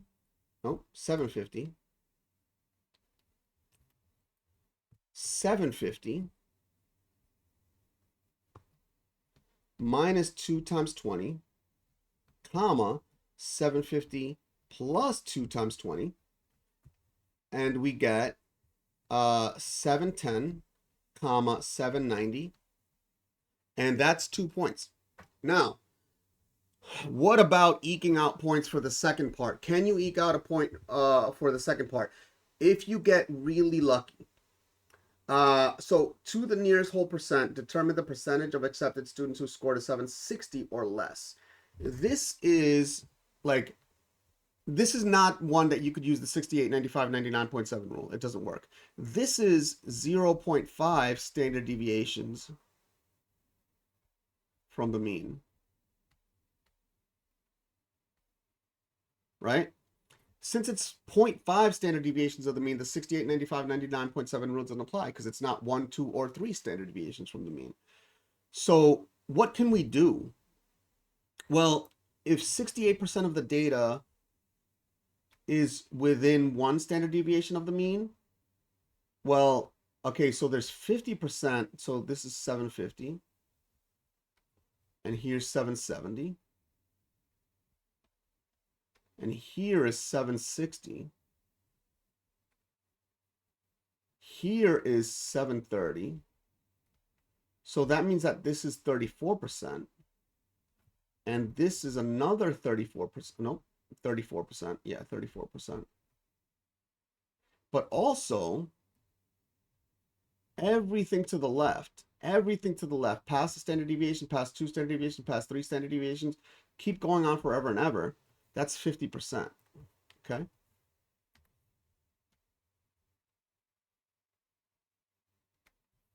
So that's 50%.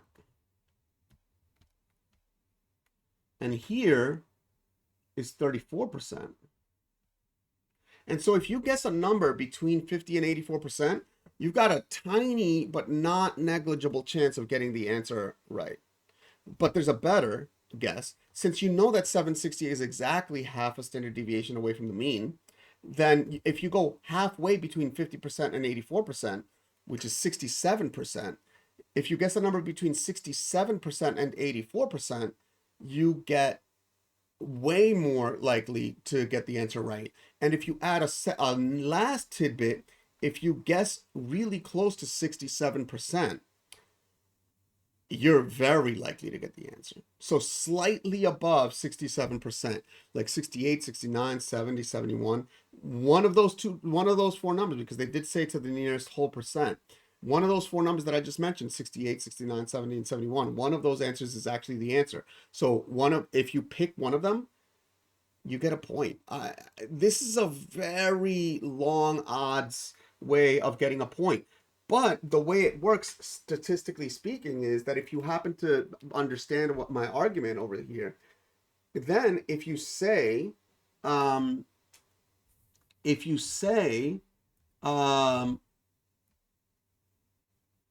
that you're going to guess a number between 67 and let's say 71, and not 67 because that's too small, then you might say, oh, I have like a 1 in 4 chance of getting a point, which is worth a quarter of a point. And you're statistically speaking, you're like a quarter of a point. What is that? But what it is statistically a quarter of a point. And sometimes the game that we're playing is that deep. Like a passing problem, we talked about how it neither decreases nor increases your grade relative to a passing grade. But that's because statistically speaking, that one problem is worth statistically 1 point. If you only eliminate one choice, that problem is worth less than a point, but you're still going to guess. Same thing happens here. So now how do we do this second one? This problem really, like if you don't know how to do it, you just can't do it. So you have to use the normal CDF function on the calculator. So if you go above the vars button is the distribution in blue. So press blue, distribution, the normal CDF function. The normal CDF function. Are you kidding me? This one doesn't have the WYSIWYG one. This one always had it. Mode. Hold on a second. Diagnostic stat wizard is on. So it's going to make me type these in. That's annoying. Distribution. I don't remember it doing that before. Normal CDF.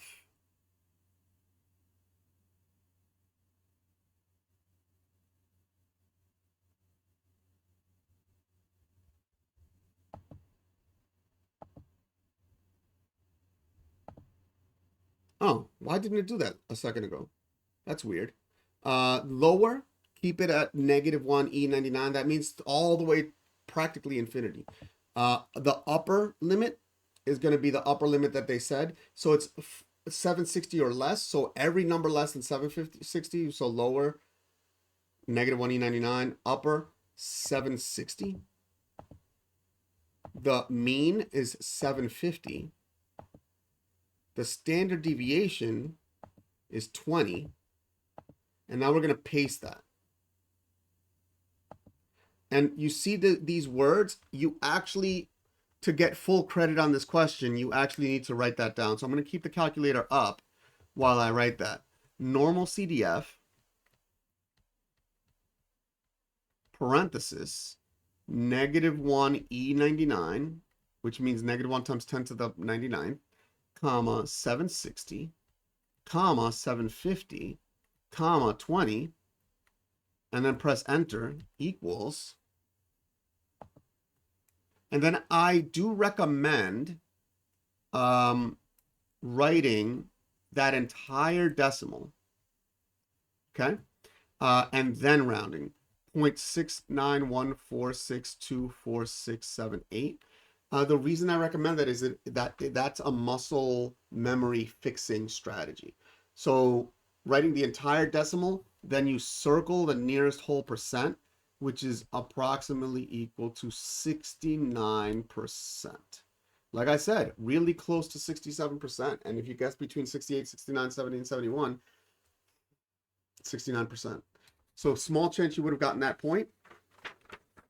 Well, but we got it via the correct math. Number 35, 3 points on number 35 will get us a 90 on this Algebra 2 Regents. So we are not yet at a 90, but 3 points on the next problem is going to give us that 90.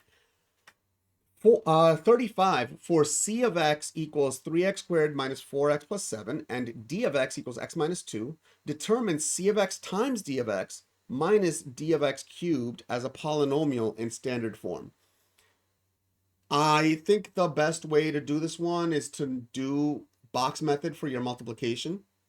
And that's what I did on the paper.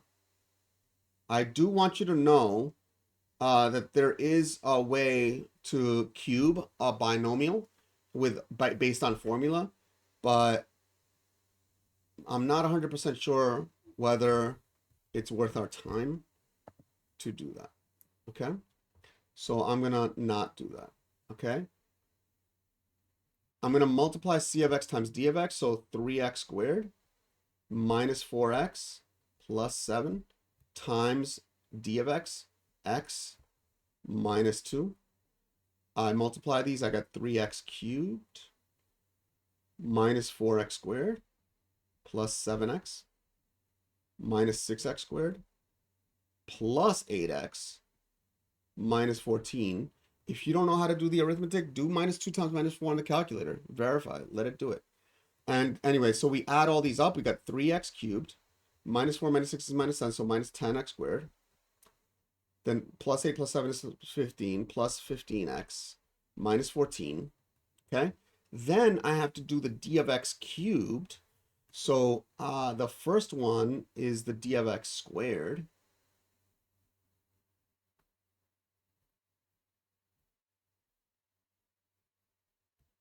So this is d of x squared.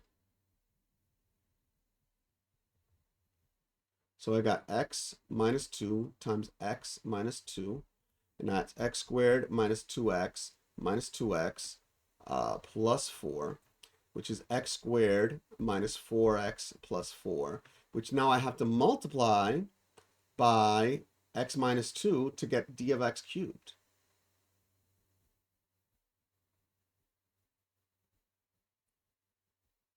So put that in, x minus 2. We get x cubed minus 2, let's see, minus 4x squared minus 4 plus 4x minus 2x squared. Let me erase that. I don't like the way that looks. 2x squared plus 8x minus 8. And then I combine these. I got x cubed minus 6x squared plus 12x minus 8. And then it said to do c of x times d of x minus d of x cubed. So I have to do the c of x times d of x, which is 3x squared, 3x cubed. Oh, that was a little minor mistake there. 3x cubed minus 10x squared plus 15x minus 14. Then minus parentheses x cubed minus 6x squared plus 12x minus 8. And then I can do keep, change. I keep all the signs of the first polynomial. I change the minus to a plus, and then I change all the signs of everything inside. Minus, plus, minus, plus. And then I add now. So 3x cubed minus plus a negative x cubed is 2x cubed. And then minus 10x squared plus 6x squared is minus 4x squared. And then plus 15x minus 12x plus a negative 12x is plus 3x. And then a minus 14 plus 8 is equal to minus 6. And that is a full 4 points. And we're now officially in the 90s. We are actually at a 91. Number 36, Christopher works for a defense contractor and earns $85,000 in his first year. Great for a starting salary. For each additional year, he will receive a 2.5% raise. Not the best raise, but it is a cost of living raise. Write a geometric series formula, C of n, for Christopher's total earnings over n years, and use this formula to find Christopher's total earnings to the nearest $100 over his first 10 years of employment. If you don't get a formula for number 36, but you do something to get an answer for the second half of 36, you might be able to get a point for that. But we should check the test to see if it has a geometric series formula, and in fact, it does. S of n equals a1 minus a1 r to the n over 1 minus r, where r is not equal to 1. So we have a formula. Let's bring it in here. But there's an important thing. This is the S sub n is the total earnings. They named it C of n. If you don't use C of n, you lose a point, which is annoying. I'm not a fan of that. But so C of n instead of S of n is equal to a1 minus a1 r to the n over 1 minus r. Let's identify these numbers. He earns $85,000 in his first year, so this a1 is equal to 1. And then he will receive a 2.5% raise every year. So R is equal to 1.025. And so now we have everything we need to write C of n equals 85,000 minus 85,000 times 1.025 to the n divided by 1 minus 1.025. And they fully will accept that as is. Okay? So that is your answer. The second half, use this formula to find Christopher's total earnings to the nearest $100 over his first 10 years of employment. This means that n is equal to 10. So C sub 10 is equal to 85,000 minus 85,000 times 1.025 to the power of 10, not n, just 10, over 1 minus 1.025. Now, you know that I recommend putting this expression into the calculator as a horizontal fraction. So I'm going to show you what has to be done if we're going to put it into the calculator. Let me move it a little bit over to the side. If we're going to put it into the calculator without the horizontal fraction, we have to put parentheses for the numerator and then 85,000 minus another 85,000 times 1.025 to the power of 10, close the parentheses, now divided by, open another parentheses for the denominator. These parentheses are required because I didn't use the horizontal fraction bar, which is why I recommend using the horizontal fraction bar. 1 minus 1.025. close that and press enter, and we get a long decimal. Okay. I actually do, and this is one thing I do mention to my students and to my in my videos. I do recommend putting the full decimal in and then rounding, because it's a muscle memory fixture if you always do it that way. So 952,287.4503, and then round to the nearest $100. That's this number here. That's gonna get rounded up to a 3 because the 8's bigger than 5. So 952,300. And that is a full credit number 36.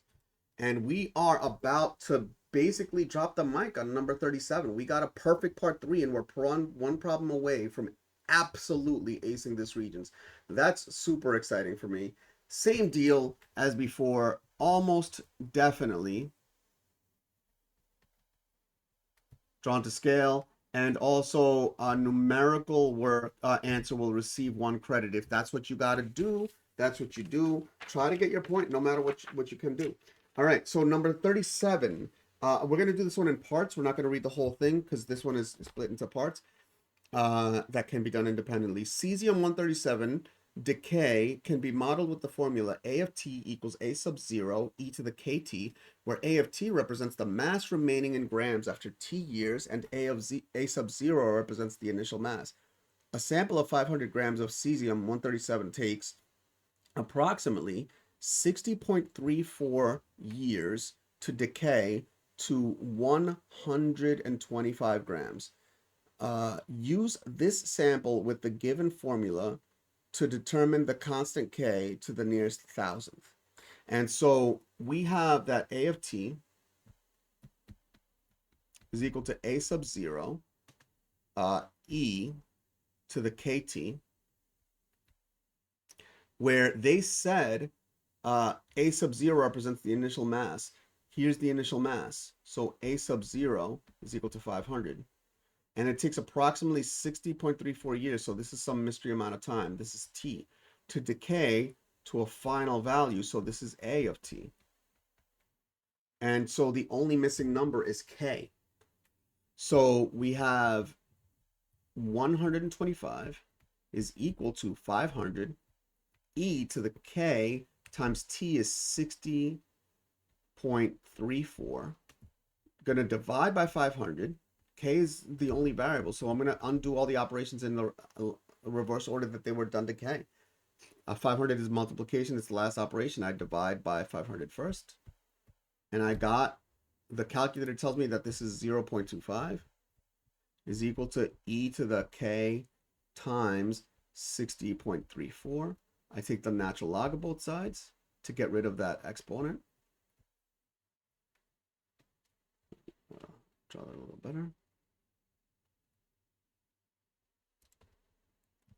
Okay. ln.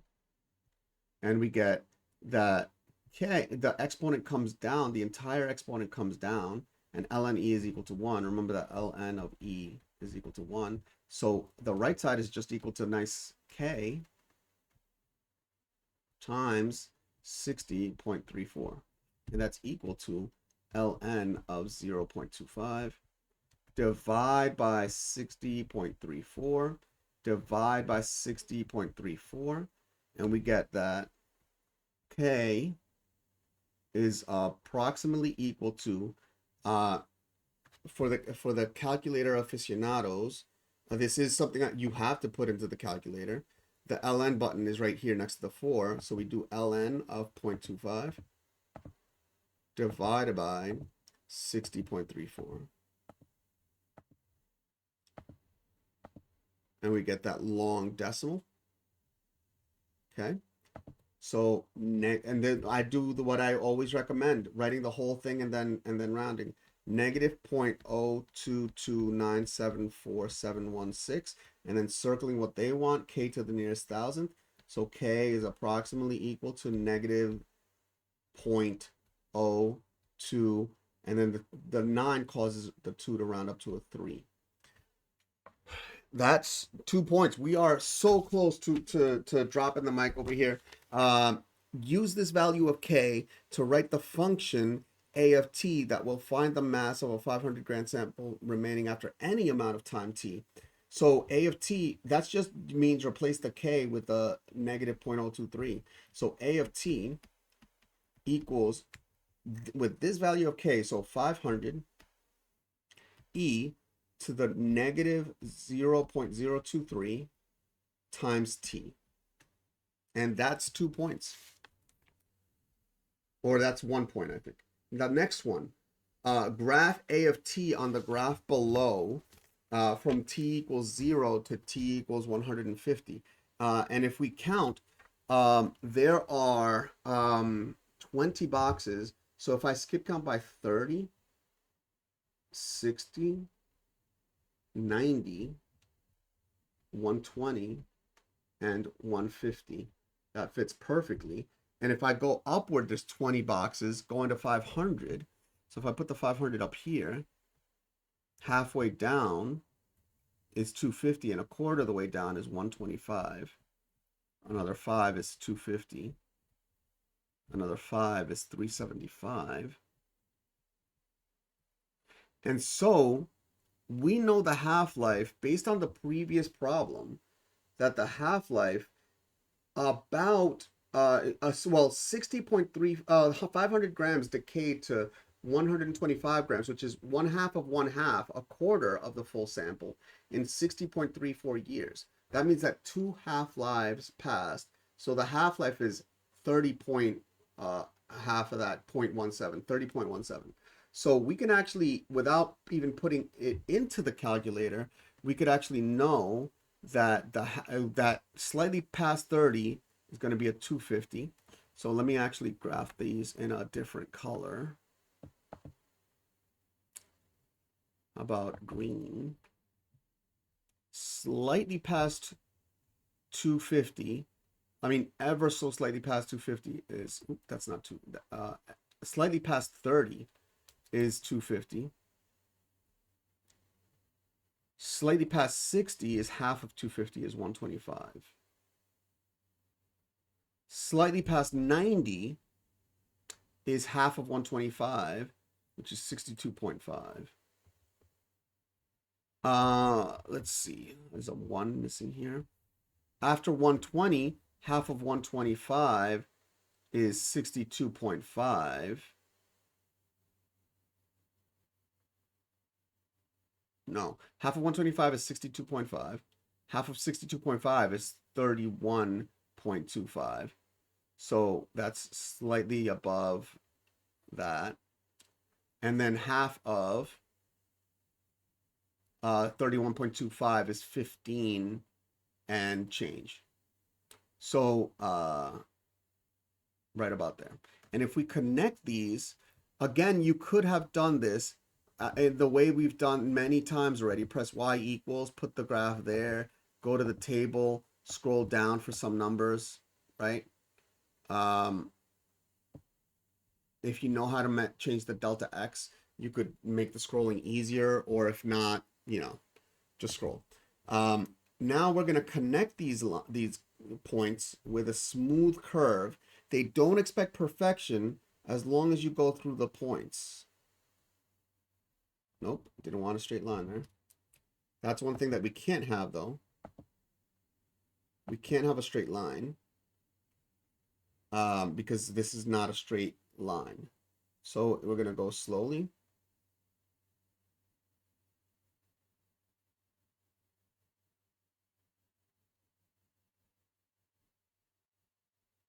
Okay, and they set up to 150 years, so I could stop right there.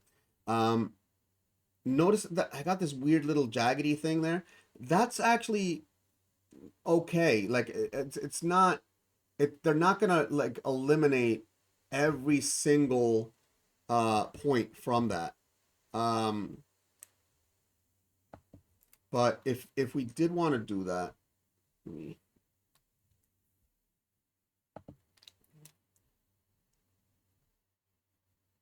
do that. There we go.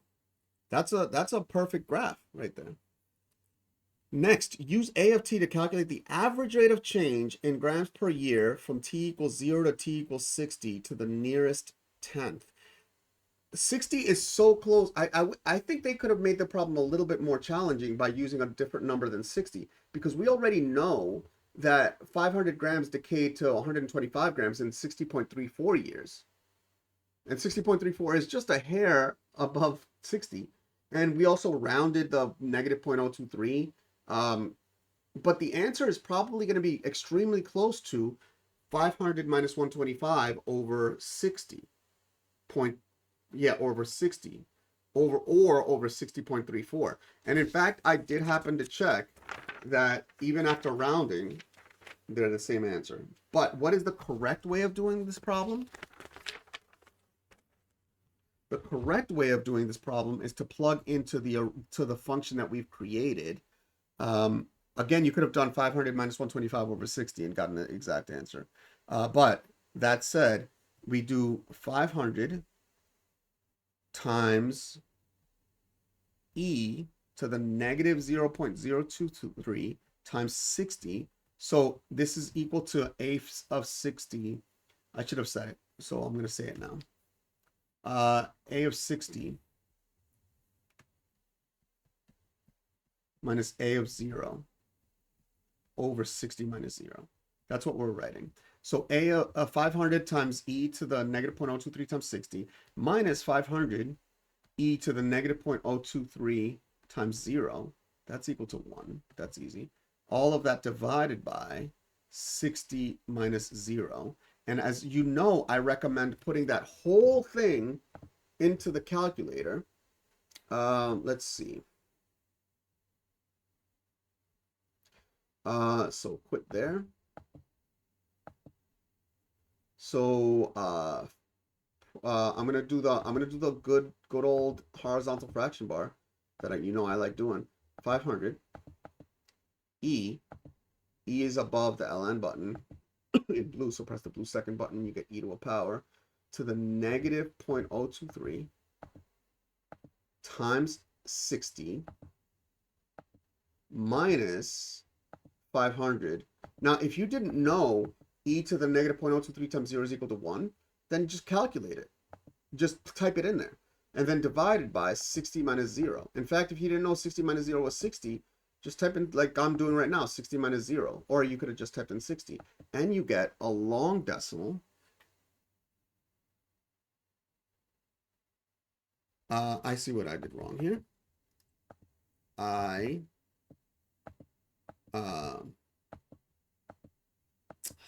lost the multiplication symbol. Times 60. I must have missed the button. Times 60. There we go.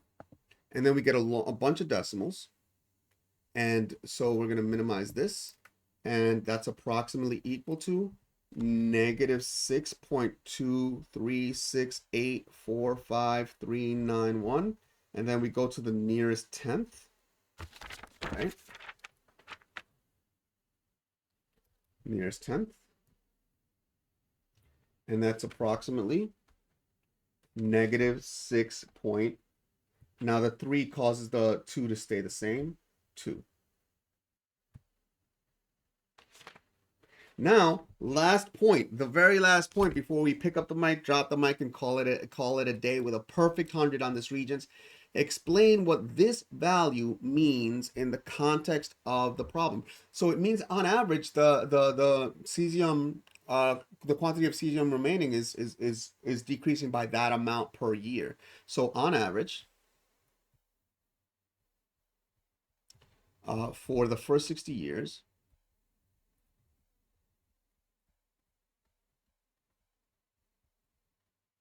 approximately 6.2 grams of cesium 137 decays, last 3 words, decays each year, period. We pick up the mic and we drop the mic, and that's it. Congratulations on getting a perfect grade on this Regents. Good luck, and I'll see you in the next video.